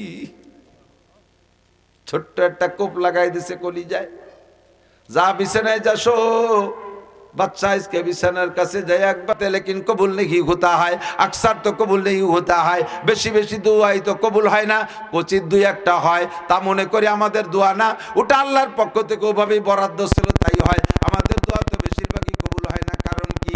ইব্রাহিম ইবনে আদহাম এখন তো মুস্তাজাবুদ দাওয়াত। কেমন মুস্তাজাবুদ দাওয়াত? ওই সাগরের পাড়ে, জঙ্গলের পাশে নদী, নদীর পাড়ে বসে বসে নিজের জামা ছিঁড়ে গেছে, তাই সুই দিয়ে সেলাই হতেছে। ওই বাদশা মানে যে টিম এখন রাষ্ট্র ক্ষমতা দিয়েছে, উনরা আবার দেশ পরিদর্শনে করতে করতে ওই জায়গাটা পাইছে, আইসে উনারে দেখে দীক্ষা দে, বাদশা সুখে খাতি ভূতি কিলে ছিলেন, রাজা কত আরাম আইসে ছিলেন, আর আইসে এখন জামাটাও নিজে সুই দিয়ে সেলাই করতেছেন, কি অবস্থা, আপনি এর মধ্যে কি পাইছেন? বলার সাথে সাথে সুইটা ধরে পানির মধ্যে ফেলাই দিয়েছে। কয় যে এই তো আপনার বুদ্ধি, আগে দেশটা এরকম ছেড়ে দিয়ে চলে আসছেন, ছেলে একটু সুই তাও ভানিতে ফেলাই দিতেন, পরে জামা ছিঁড়লে আপনি ছেলে আসবেন কি দিয়ে? কয় যে সুই দেখবি, সুই পরে সেলাই করবো কি দিয়ে? কয় দেখান, মাস আমার সুই দিয়ে যা, হাজার হাজার লক্ষ লক্ষ মাছ মুখে এক একটা সুই নিয়ে চলে এসেছে। উনি বলতেছে আমার তো এত সুই না, আমার সুই তো মোটে একটা, আমারটা বাদে বাকিরা চলে যা। বলার সাথে সাথে একটা মাছে সুই নিয়ে বেঁচে আছে আর সব মাছগুলো তোলাই গেছে। উনি বললেন রাষ্ট্র ছাড়িয়ে কি পাইছে বুঝছিস? আগে আমার কথা শুনতো শুধু মানুষে, এখন রাষ্ট্র ছেড়ে দেওয়ার কারণে আমার কথা শুনে সবাই শোনে কথা। জঙ্গলের প্রাণী শোনে, সাগরের মাছেও আমার কথা শুনে, আকাশের পাখি তো আমার কথা শুনে। মান কানা লিল্লাহ কান আল্লাহু লাহু, যে আল্লাহর হয় আল্লাহ তার হইয়া যায়। মাই ইয়াখাফুল্লাহ ইয়াখাফু জামিউন নাস ইয়াখাফু জামিউল মাখলুকাত, যে আল্লাহকে ভয় পায় সমস্ত মাখলুকাত তারে ভয় পায়। যে আল্লাহর কথা শুনে সবাই তার কথা শুনে। এখন আমি আল্লাহর কথা শুনি, সবাই আমার কথা শুনে, আমার দোয়া আল্লাহ এইভাবে কবুল করায়। তো হুজুর আপনার দোয়া কবুল, আমাকে দোয়া কবুল হয় রাখে। ওই যে 5 কারণে দোয়া কবুল হয় না। আজকে রাত্রেও যারা দোয়া করবেন এই 5টা কারণ থাকলে দোয়া কবুল হবে না। সারা রাত গ্যাজরায় কানবেন, সকালবেলা খালি হাতে যেই সেই, কিচ্ছু হবে না। 5 কারণে দোয়া কবুল হবে না। এই 5টা দোষ মুক্ত হবেন, তাহলে দোয়া কবুল হবে। মাঝে মাঝে উদাহরণে বলে থাকি আমি, হোমিওপ্যাথি ঔষধ বলো ভালো ঔষধ, এতে সাইড এফেক্ট কম। অ্যালোপ্যাথি ঔষধ রোগ সারে খুব তাড়াতাড়ি, কিন্তু সাইড এফেক্ট 2 রোগ সারে আর রোগ 5টা পয়দা করে দেয়। প্রত্যেকটা ওষুধের গায়ে লেখা আছে দেখবেন সাইড এফেক্ট, পার্শ্ব প্রতিক্রিয়া, ক্ষতি কি হবে ওষুধ খাইলে। ব্যথার ওষুধে ব্যথা সারবে, অথচ খাওয়ার সাথে সাথে পেট ফুলে গ্যাস সিলিন্ডার বাস্ট হয়ে যাওয়ার কায়দা হয়ে যায়। 1 রোগ সারে আর 5 রোগ পয়দা। হোমিওপ্যাথের গুণ আছে, সারলো না সারলি পাশে ক্ষতি হরে না তেমনটা। তো রোগ যদি নির্ণয় করা যায় সুন্দর করে, আর ঔষধ যদি নির্বাচন করা যায় সঠিকভাবে, আর ঔষধ যদি আমেরিকান বিটি কোম্পানি বা জার্মানি ঔষধ হয়, তাহলে হোমিওপ্যাথি ঔষধে কিন্তু খুব ভালো কাজ হয়। তো ডাক্তার আপনার ঔষধও রোগও নির্ণয় করছে, ঔষধও নির্বাচন করছে, ঔষধে 1 নম্বর। কিন্তু হোমিও ঔষধের একটা দুর্বলতা আছে, সেটা হলো টক খাইলে, কিছু কিছু খাবার খাইলে ওই ঔষধের ক্রিয়া নষ্ট হয়ে যায়। দেখেন হোমিও ঔষধ খাইছেন নাকি? ডাক্তারের কাছে ওষুধ আনতে গেলে কত টাকা হয়, এটা খাবে না, ওটা খাবে না, হাঁসের ডিম খাবে না, গরুর গোশ খাবে না, ইলিশ মাছ খাবে না, চিংড়ি মাছ খাবে না, পুঁইশাক খাবে না, মাটির তলের কোনো তরকারি খাবে না, উপরে তাও কিছু খাবে না, এক সাইডে মাইনাস করে দেয় কিছু খাবে না। মানে এগুলো খাইলে দুর্বল ওষুধ, ওর কাজ শেষ। সেম কোয়ালিটি, দোয়া করলেই আল্লাহ কবুল করে। কিন্তু 5 খান তেঁতুল, যদি তেঁতুল খান তাহলে দোয়া কবুল হবে না, মানে ঔষধে কাজ করবে না। তেমনই আপনার দোয়া আল্লাহ কবুল করবে যদি 5 খান তেঁতুল খায়, তাকে দোয়া কবুল হবে না। 1 নম্বর তেঁতুল হলো তুম আল্লাহ কো মানতে হো লেকিন উসকা হক আদা নেহি করতে হো। যখন বিপদে পড়ো তখন আসো দোয়া করো, হুজুরকে নিয়ে দোয়া করো, কান্নাকাটি করো, ব্যাগটাই পড়ো, আর তবলিগে যাও, টুপি মাথায় দিয়ে থাকো। যখন বিপদে পড়ো, নির্বাচন যখন আসে, তখন টুপি মাথায় দিয়ে গরোয়ার নামাজ পড়ো, গরোয়ার নামাজ পড়ো, সেই সময় নামাজ পড়ো। নির্বাচন হয়ে যাওয়ার পরে ঠগোয়ার যে তো মসজিদে টুপি জমাই দিয়ে তুই সেই হয়ে যাও। যখন পরীক্ষা সামনে আসে সেই সময় নামাজ পড়ো। পরীক্ষা চলে যাওয়ার পরে পাশ করো আর ফেল করো, টুপির খবর থাকে না। যখন অসুখ বিসুখ রোগ ব্যাধি হয়ে যায় সেই সময় কান্নাকাটি করো, রোগ থেকে সুস্থ হয়ে যাওয়ার পরে আবার সব কিছু জায়গায় চলে যাও। তোমার আল্লাহকে মানতে হলে কি নুসকা হক আদা নেহি করতে হো। আল্লাহকে আল্লাহ বলে স্বীকার করো, কিন্তু আল্লাহর হক আদায় করো না। আল্লাহর হক কি? 1 নম্বরে খামসু সালাওয়াত, দৈনন্দিন 5 ওয়াক্ত নামাজ। যারা সারা বছর 5 ওয়াক্ত নামাজ পড়ো না, শুধু সবে বরাতে আইছো আল্লাহরে ভুলানোর জন্য, তোমরা গ্রান্টেড না, তোমাদের গ্রহণযোগ্যতা নাই, তোমাদের দোয়া কবুল করা হবে না। আগে 5 ওয়াক্ত নামাজ আদায় করো, রমজান মাসে ফরজ রোজা আদায় করো, হজ ফরজ হইলে হজ আদায় করো, যাকাত ফরজ হইলে যাকাত দাও, কুরবানি ওয়াজিব হইলে কুরবানি করো, পরিবারের ভিতরে পর্দার পরিবেশ করো, নিজেও পর্দা করো, বউ বাচ্চারে পর্দা করাও, শরীয়তের বিধিবিধান মানো, আল্লাহর হুকুম মানো। কয় আল্লাহকে মানতে হলে কিনুসকা হক আদা নেহি করতে হো। এবার হাত দিয়ে দেখেন কার থেকে কি পরিমাণ হক নষ্ট হয়েছে, আল্লাহর হক কি পরিমাণ নষ্ট করছেন। কাজেই যতক্ষণ আল্লাহর হক পূর্ণ না করবেন, আল্লাহর কাছে চাইলে আল্লাহ দোয়া কবুল করবে না। 1 নম্বর তেঁতুল, বহুত ব্যাখ্যা, সময় নাই বলবো না, কষ্ট হয়ে যাচ্ছে। 2 নম্বর তেঁতুল হলো তুম কুরআন পড়তে হলে কি উস पर আমল नहीं করতে হো। মুসলমান কোরআন পড়ো, কোরআন বিশ্বাস করো। কোরআন বিশ্বাস করেন না? যে যতটুকু পারেন কোরআন পড়েন, কিন্তু কোরআনের পর আমল করেন না। ভাই কোরআনের কি আমল? কোরআন আসছে গোটা মুসলিম জিন্দেগি, গোটা মানব জাতির সংবিধান হিসেবে ব্যক্তিগত জীবন, পারিবারিক জীবন, সামাজিক জীবন, অর্থনৈতিক জীবন, রাজনৈতিক জীবন, আন্তর্জাতিক জীবন, আবার ব্যক্তিগত জীবনের সংবিধান, পারিবারিক জীবনের সংবিধান কোরআনে আছে না নাই? সামাজিক জীবনের সংবিধান কোরআনে আছে। সমাজপতিরা সমাজ কিভাবে পরিচালনা করবা, অর্থনীতি কোরআনে আছে না নাই? অর্থনীতি কোরআনে আছে। রাজনীতিও কোরআনে আছে না নাই? আসতে কয় দুঃখ লাগে, বড় কষ্ট লাগে। আমি রাজনীতি করি, আমি কখনো রাজনীতি রস করি না, রাজনীতি রস করি না। আমি আজ থেকে 30 বছর ধরে ওয়াজের মাঠে, কথা না বলি, 30 বছর আলহামদুলিল্লাহ ওয়াজের মাঠে। সবচেয়ে বেশি ওয়াজ করছি ফরিদপুর আর মাগুরা, এই 2 জেলায় সবচেয়ে বেশি ওয়াজ করি। এই বছর ফরিদপুর যে পরিমাণ, গ্রামে গ্রামে পাড়ায় পাড়ায় হয়ে গেছে। এত ওয়াজ কোয়ান্তে পাবো, কম দিয়ে দিই, এটা দিয়ে ওটা দিয়ে জোড়াতালিতে মোটামুটি টাইম শেষ করে চলে যায়। এদিক আমার এই 30 বছরের ওয়াজের জিন্দেগিতে বহু নির্বাচন দেখছি। ইউনিয়ন নির্বাচনের সময় ইউনিয়নের মেম্বার চেয়ারম্যানরা প্রার্থী এসে আমাদের মাইক আমাদের হাত থেকে নিয়ে অনুরোধ করে নিক, আর যেভাবে নিক, বা 5,000 টাকা দিয়ে নিক, 10,000 টাকা দিয়ে নিক, নিয়ে তাদের রাজনীতির আলোচনা একটু প্যান্ডেলে করছে। আমরা বাধা দেইনি, আমাদের কাছে দোয়া চাইছে, নিজেরা ওয়াজ করে ভোট টোট চাইয়ে দোয়া চেয়ে চলে গেছে, দোয়াও করে দিছি। এমপি নির্বাচনের সময় সব এমপিরা আইসে স্টেজে দোয়া চাইছে, ভোট চাইছে, আমরা সুযোগ দিছি, দোয়া করছি। উপজেলার সময় উপজেলারা আসে, আমরা এতদিন ভোট চাই নেই, আপনাদের ভোট চার সুযোগ আমাদের ওয়াজের মাঠে করে দিছি। কিন্তু এই বছর আমরা হুজুররা একটু ভোট চাইতে গেলে, হুজুর ওয়াজের মাঠে রাজনীতি বাদ দেন, একদিন করছেন কে? একদিন করছেন কে? পক্ষে পড়লি জি জি, আর বিপক্ষে পড়ার সাথে সাথে মুখ চিপে ধরবেন। আফাতুমিনুনা বিবাযিল কিতাব ওয়া তাকফুরুনা বিবায। কোরআনের যেটা ভালো লাগে মানবেন, আর যেটা ভালো লাগে না মানবেন না। এটা তো কোনো মুমিনের শান হতে পারে না, কতক্ষণ? তাহলে পাক্কা প্রতিজ্ঞা, আমরা হুজুররা আমাদের রাজনীতি ওয়াজের মাঠে হবে না। জীবনে কোনোদিন কোনো রাজনৈতিক নেতা স্টেজে এসে ভোট চাইতে পারবেন না। যার যার ফিল্ড তৈরি করে সেই ভোট চেয়ে বেড়াবে, ঠিক কি ঠিক না? যার যার ফিল্ড তৈরি করে সে ভোট চাবে, এখানে রাজনীতি না। তবে কোরআন শরীফ কি জন্য? শুধু তিলাওয়াত করার জন্য, নামাজে পড়ার জন্য না। 6টা জীবনকে গলার সংবিধান নিয়ে এসে কোরআন হুদাল্লিন নাস, আগে বলছে হুদাল্লিল মুত্তাকিন, শুধু মুত্তাকিনদের। আবার ওই সূরা বাকারার মধ্যে কদ্দুর পরে যে শাহরুর রমাদানাল্লাযী উনজিলা ফীহিল কুরআন হুদাল্লিন নাস, হিন্দু, বুদ্ধ, খ্রিস্টান, ইহুদ, নাসারা, গোটা মানব জাতির সুন্দর পথ চলার সংবিধান আল কোরআন। কথা বলেন ঠিক কি ঠিক না? কোরআনী সংবিধান যদি এই দেশে চালু হয়, তাহলে মুসলমানের চাইতে অমুসলমানরা সুবিধা পাবে বেশি। মুসলমান জিনা করলে তাদেরকে হত্যা করে ফেলতে হবে, মানে পাথর মেরে শেষ করতে হবে, অথবা 100 গুঁড়া মারতে হবে। আর হিন্দু বুদ্ধ জিনা করে ধরা পড়লে পারা তাদের ওই বিচার না, কারণ তারা তো কোরআন মানে না, কাজেই তাদের পর কোরআনের বিচার হবে না। মুসলমান চুরি করে ধরা পড়লে হাত কেটে দিতে হবে। হিন্দু বৌদ্ধ খ্রিস্টান চুরি করে ধরা পড়লে এই দেশের ভিতরে হাত কাটা যাবে না, কারণ তারা কোরআন মানে না। কোরআনের বিচার যদি হাত কাটা বিচার করে তারা জুলুম মনে করবে, তাদের অন্য বিচার করতে হবে, তাদের অন্য বিচার। তাহলে তারাই সুযোগ বেশি পাচ্ছে না, সুবিধা বেশি পাচ্ছে।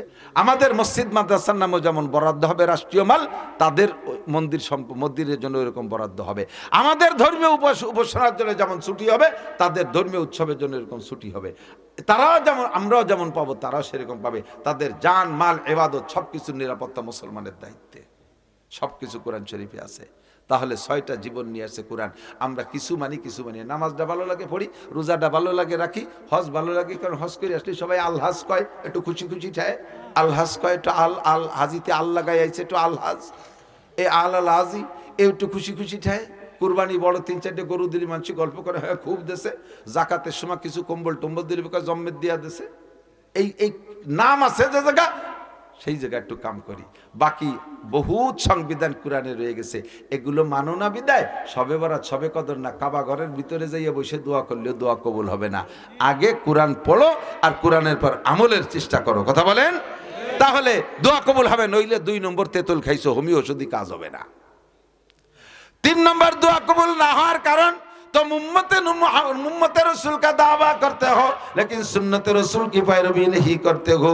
रसूलेर उम्मत बोले दाबी करो, रसूलेर उम्मत। भाई आमादेर नबी के मुहम्मदुर रसूलुल्लाह बोलेन, आमादेर नबी के মুহাম্মাদুর রাসূলুল্লাহ সাল্লাল্লাহু আলাইহি ওয়াসাল্লাম, ঠিক না?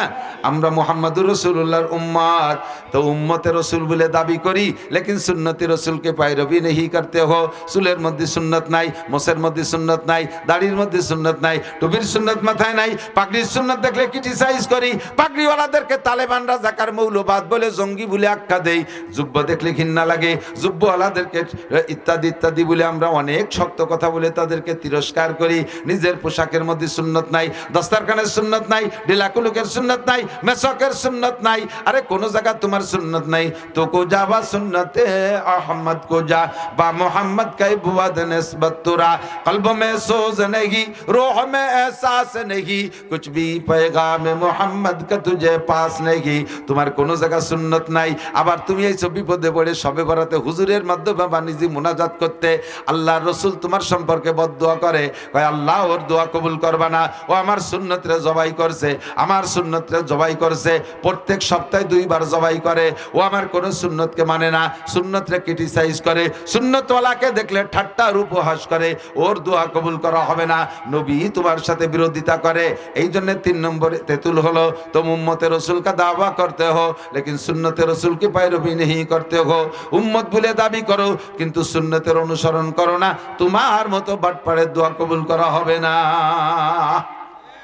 যা পাচ্ছ গতানুগতিক, ওরকম হিন্দু বুদ্ধ খ্রিস্টানও পাচ্ছে, তারাও কম না, খাই দেবে শুই আছে, তারাই আরো বেশি ভালো আছে।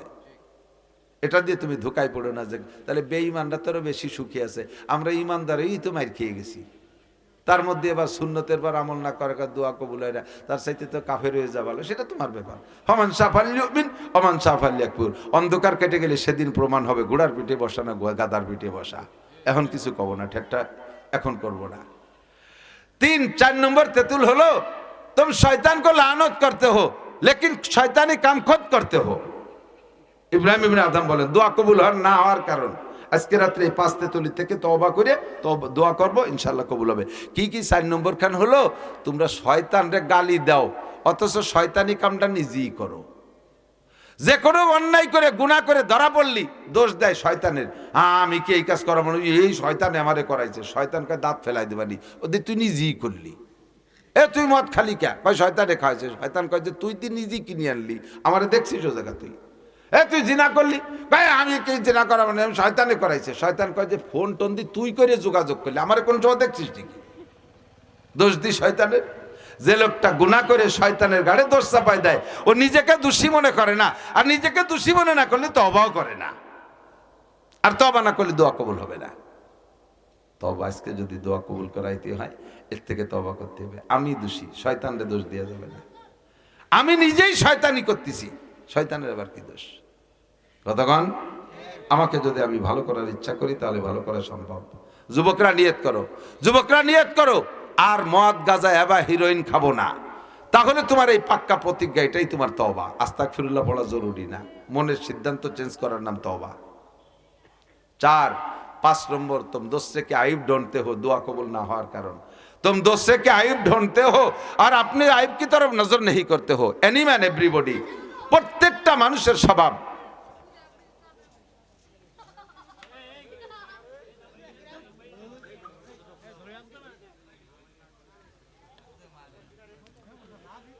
पांच नंबर दुआ कबूल ना होने कारण तुम अपने आइब की तरफ नजर नहीं करते हो, दोस्त के आइब ढूंढते हो। প্রত্যেকটা মানুষের স্বভাব নিজের দোষের দিক তাকায় না। আমি ডাকইতেছি, আপনাদের বলতেছি না, আমি আপনাদের কত দোষ ধরি, আমার ভিতরে কত দোষ আছে এই দোষগুলো আমি দেখি না। প্রত্যেকটা মানুষ। আর একজন কয় ও নামাজ পড়লি কি হবে, ও রোজার হওয়াজ করি আইছে ইত্যাদিকে বেশকি মারে। আমরা নামাজ না পড়লেও ভালো আছি, আমরাই ভালো আছি, উন্ডা খারাপ। কয়েকজন বসে বসে 4 দোকান, বাংলাদেশের 4 দোকান কি হয়েছে জানেন? 4 দোকানের 2 নাম, একটা হলো মিনি সংসদ ভবন আর একটা হলো দারুল ইফতা। দারুল ইফতা বোঝেন তো, যে জায়গা ফতোয়া দেয় হুজুররা এর নাম হলো দারুল ইফতা, যে জায়গা যে ঘরের থেকে ফতোয়া দেয় যে রুমিতে ওর নাম হলো দারুল ইফতা। আর সংসদ তো বোঝেন, তা বাংলাদেশের 4 দোকান হলো দুই উপাধি পাইছে, একটা হলো দারুল ইফতা আর একটা হলো মিনি সংসদ ভবন। সংসদ ভবনে এমপিরা সংসদ অধিবেশনে যা আলোচনা করে তার চাইতে পাকা পাকা অধিবেশন হয় 4 দোকানে। এর সাত কিছু বোঝে না। হাসিনি একেবারে বেঈমান, খালেদা জিয়া মূর্খ, তারেক জিয়া একেবারে আবাল, ই ডাক্তার ইনুস নুসু, এই দুনিয়ার তোরা কি এরক? আমি ভ্যান চালাই আর হইতি মাছ বেসে আর হইছি কুদাল কোপায়, তিন পণ্ডিত বইছে আর দেশে সব বড়কে দিয়ে দিচ্ছে। চেয়ারম্যান একটা আবাল, মেম্বারের কোনো বুদ্ধি নাই, এমপি একটা দামড়া, ও দলা হুজুর এই, ওই শফিক সাহেব এই, ও নাসির সাহেব এই। তুমি কি এরকম নামাজ পড়িস? পড়ি রে, তাই কি দিন নামাজ পড়ি, তুই দাঁড়িয়ে রাখিস দেখা রাত হবো আসুক, সুদ ঘুষ খাইস, আছে একটু হালকা পাতলা, সারা গা ময়লায় জড়ারু, অথচ আর একজনের দোষ দেরি বেড়ায়, আছে না? নিজের দোষের দিকে তাকায় না। হামাকাস রাখলে খোদ বা কামাল নমায়াত ও ফারজান্দে খোদ বা জামাল। শেখ সাদি বলেন, প্রত্যেকটা মানুষের স্বভাব নিজের জ্ঞানকে পরিপূর্ণ মনে হয়, নিজের অবস্থাকে পরিচ্ছন্ন মনে হয়, আর অন্যগুলোকে সব দোষী মনে হয়। আর আরেকটা হলো নিজের সন্তানকে খুব ভালো দেখা যায়, আর একজনের যত সুন্দর হোক অবাল দেখা যায় না। একেবারে ফুটফুটে চাঁদের মতো একটা ছেলে, কোনো জায়গা ত্রুটি ধরার মতো না, হালকা কানের এখানে একটু একটু বেঁকা, ভালো তাও খুব গভীর নজরে না তাকালে টের পাওয়া যায় না। আর ওনারটা চায় দক্ষিণ দিক, চায় উত্তর দিক, ঠ্যাং এই ওলঙের মতো কুড়া, ঠোঁট ফাটা, দাঁতের উপর দিয়ে নাকেতে ময়লা বেরোইয়ে পেটের মধ্যে বেরিয়ে যাচ্ছে, মাথা সাইকেলের সিটির মতো তিন কুনা, গলা শূন্য, ভাষায় গোস্ত নাই, পেটের ডোলকের মতো। সেই ময়লা শিয়েনের মধ্যে এসে চুমো দেব, উনি হয় শোনা লক্ষ্মী। আর ওই ছেলেটার কথা কয় যে এমন সুন্দর ছেলেটা দেখতে কেমন দেখা যায়, কান কি রুম, অথচ তার সব জায়গা ভালো, কানটা টুকড়ার, ওনারটা দেখছে কোন জায়গা টুকিয়েছে। যদি এই স্বভাব মানুষের না হইতো, বা সব প্রত্যেকটা প্রাণীর আল্লাহ এই স্বভাব না দিত, তাহলে ছাগল তার কালা কালা বাচ্চায় কালা ধে পাড়ায় মারি ফেলাই দিত। আল্লাহ তাআলা এটা যোগ্যতা দিয়ে দিয়েছে, যার পেটে যেটা দেবে তার কাছে সেটা ভালো লাগবে। কিন্তু আমার জ্ঞানী পরিপূর্ণ এই বুদ্ধিটা ভালো না, যেটা ইবলিসের স্বভাব। আনা খায়রুম মিনহু, আমি ভালো বুঝি, আমি জ্ঞানী, আমি বুদ্ধিমান, আর একজন কিছুই না। আমার হুজুর বলতেন, একজন রাস্তায় দাঁড়ায় রয়েছে, একেবারে গায়ের কাপড় সব খুলে পুরো ল্যাংটা, মাথা সুতো কাটি ফেলাই দিয়েছে, ল্যাংটা হয়ে দাঁড়াইছে। ওর সামনে দিয়ে একজন গামছা পরিয়ে কাঁচা দিয়ে হেঁটে যাচ্ছে। এই পুরো ল্যাংটালা গামছা পরালার, এই মানুষের মধ্যে ফরজ তরক করছিস কে? এর গায়ে কিচ্ছু নাই, ও তো গামছা বেরি হলে কাঁচা কাঁচা দে, গামছা একটু তো আছে ভরা, এ আউলাকে ল্যাংটালা কাঁচা দিয়ালের গায়ে ফরজ তরক করছিস কে? সেম কোয়ালিটি বহু মানুষ এরকম আছে, এদের দোয়া কবুল হয় না কেন? নিজেকে দোষী মনে করে না। তওবা করার জন্য, দোয়া কবুল করানোর জন্য আগে ফার্স্টের দায়িত্ব হলো নিজেকে নিজে অপরাধী জানেন, আমি গুনাহগার, আমি অপরাধী। যদি বলি যে ভাই দেশে বৃষ্টি হচ্ছে না কেন, তখন বলবে হুজুর দেশের মানুষ ভালো না, মানে সবাই খারাপ, খালি উনি একা ভালো হয়ে বৃষ্টি আনতে পারতেছে না। দেশের মানুষ ভালো না, নেতারা ভালো না, হুজুররা ভালো না, কৃষকরা ভালো না, খালি উনি একা ভালো, তাই একা ভালো থেকে কটুক বৃষ্টি আনতে পারবে। বলবেন কি বৃষ্টি হয় না কেন? হুজুর আমার দোষে বৃষ্টি হয় না। প্রত্যেকটা মানুষ বলতে হবে আমার দোষে বৃষ্টি হয় না। আমাদের কইতে গেলে আপনি সবাইকে দোষী মনে করতেছেন কেন? দরকার নাই। আমার দোষে বৃষ্টি হয় না, বেশি বৃষ্টি হচ্ছে কেন? এটা গজব আমার কারণে, করোনা হলো কেন? আমার কারণে, মহামারী কেন হলো? আমার কারণে, ঘূর্ণিঝড় কেন হলো? আমার কারণে। প্রত্যেকটা মানুষ যদি নিজেকে নিজে দোষী মনে করি, তাহলে তওবা করাও সহজ, আর সব মানুষ ভালো হওয়া সম্ভব। কিন্তু মুশকিল হলো আমরা সবাই বক্তা হয়ে গেছি, সবাই উপদেষ্টা। ওই যে মোল্লা জিয়ন রহমাতুল্লাহ আলাইহি বাচ্চা আলমগীরের সময় মোল্লা জিয়ন উনি খুব পাকা পাকা কথা বলতেন, আর উনি এমন এমন কথা বলতেন। মোল্লা জিয়ন মানে এই যে মিলাদ ফোড়া মোল্লা না, কওমি মাদ্রাসার সিলেবাসে উসুলে ফেকার সবচাইতে কঠিন কিতাব যে কয়টা, তার ভিতরে একটা নুরুল আনোয়ার। এই নুরুল আনোয়ার লেখছে মোল্লা জিয়ন বাদশাহ আলমগীরের মন্ত্রী চলাকালে এই কিতাব লেখছে, যেটা সেই থেকে নিয়ে আজও পর্যন্ত দর্শে নিজামিতে পড়ায়, এবং উসুলে ফেকার সবচাইতে মজার কিতাব নুরুল আনোয়ার। তো বহুত বড় আলেম, এমনি উপাধি, ওই যেমন আফগানিস্তানকে মোল্লা ওমর, মোল্লা কয়, ওই মোল্লা ওমর মানে মিলা থোড়াইনি মোল্লা না, ওটা বিটা মোল্লা। তো এই মোল্লা জিয়ন রহমাতুল্লাহ আলাইহি মন্ত্রী সবাই বসলে উনারে যদি কেউ একটা কথা বলতো, উনি এমন জবাব দিত, তাতে সে লজ্জায় আর বছরের মধ্যে উনার সাথে কথা বলতে সাহস পেত না। আর মোল্লা জিয়নের কাছে সবাই হারিয়ে যায়, বাদশাহ মাঝে মাঝে কথা বলতে যে হারিয়ে যায়। তাই আজকে বাদশাহ মোল্লা জিয়নে বলছে, মোল্লা বলেন তো আমার এই পুকুরি কয় গিলাস পানি আছে? আপনি তো এত ফাঁকা ফাঁকা কথা কন, আপনার মেজারমেন্ট হিসাব নিকাশ খুব কঠিন। বলেন তো পুকুরি কয় গিলাস পানি আছে? না বলতে বলি পরে আজকে কিন্তু সব এমপি মন্ত্রীর হাতে তালে জি স্যার ঠিক হয়েছে, আজকে মোল্লা ধরা খাইছে, বলাই লাগবে পানি কয় লাগবে, এই গিলাস পুকুরি কয় গিলাস আছে পানি। হ্যাঁ মোল্লা জিওর কাছে স্যার গিলাসটা কটুক তা তো কর নেই, গিলাস তো ছোট বড় কত পদের আছে। কয় তার মানে? কয় হ্যাঁ, যদি গিলাসটা পুকুরির সমান হয় তাহলে তো এক গিলাস মানে কয় গিলাস, আর গিলাসটা যদি পুকুরির অর্ধেক হয় তাহলে 2 গিলাস। এভাবে গিলাসের আইডিয়া না দিলে আমি কিভাবে মাপবো? মন্ত্রী কয় ইয়ে হুজুরে আটকানো যাবে না, মোল্লারে আটকানো যায়, কঠিন মোল্লা, এ মোল্লা সে মোল্লা না। এখন বলতেছে মোল্লা বলেন তো দেশে রুগী বেশি না ডাক্তার বেশি? দেশে রুগী বেশি না ডাক্তার বেশি? পুরো পরিষদের কাছে জিজ্ঞেস করতে সবাই বলতেছে স্যার ডাক্তার তো আমাকে আব্দুল খালেক ডাক্তার, আর ওই পাশে জামাল ডাক্তার, ওই পাশে আছে হরিভদ্র ডাক্তার, এর ডাক্তার তো 4 বছর, রুগী তো সব। তো এবার মোল্লারে জিজ্ঞেস, মোল্লা বলেন তো আপনি বলেন তো। মোল্লা কইতেছে স্যার দেশে ডাক্তার বেশি রুগী কম। এটা বাচ্চারও মাইন্ডের সাথে মিল হয় নাই, ওনার আকিদের সাথে মিলে নাই। বাচ্চা বলে কি বলেন, আমরা তো মানুষের মধ্যে তো সবই তো সুস্থ, এর মধ্যে ডাক্তার তো আমরা কেউ না, তা আপনি বলেন ডাক্তার বেশি রুগী কম? এ প্রমাণ না করতে পারলে কিন্তু সামনে আরো কঠিন আছে। তো 2-3 দিন অধিবেশনে আসে না মোল্লা জিয়ন ইচ্ছাকৃতভাবে। পরে খবর দিয়ে আনছে, এই চাদর গাই দিয়ে বগলের মুসৈরি আইছে, অফিসে ঢুকছে সংসদ ভবনে। মোল্লা কি খবর? ঢুকছে যখন সেই সময়, মোল্লা কি খবর? 3 দিন আসে না, কয় স্যার বগলে 20 ফোড়া, এর জ্বালায় টাটাচ্ছে কামড়াচ্ছে, ফালে ফোলেও না ফাটেও না, মহা বিপদে আছি, এই জন্য আসতে পারে। এই বলতে বলতে এমপি একজন বলতেছে কচুর পাতা বাইটিয়ে লাগালি পেকে যায়।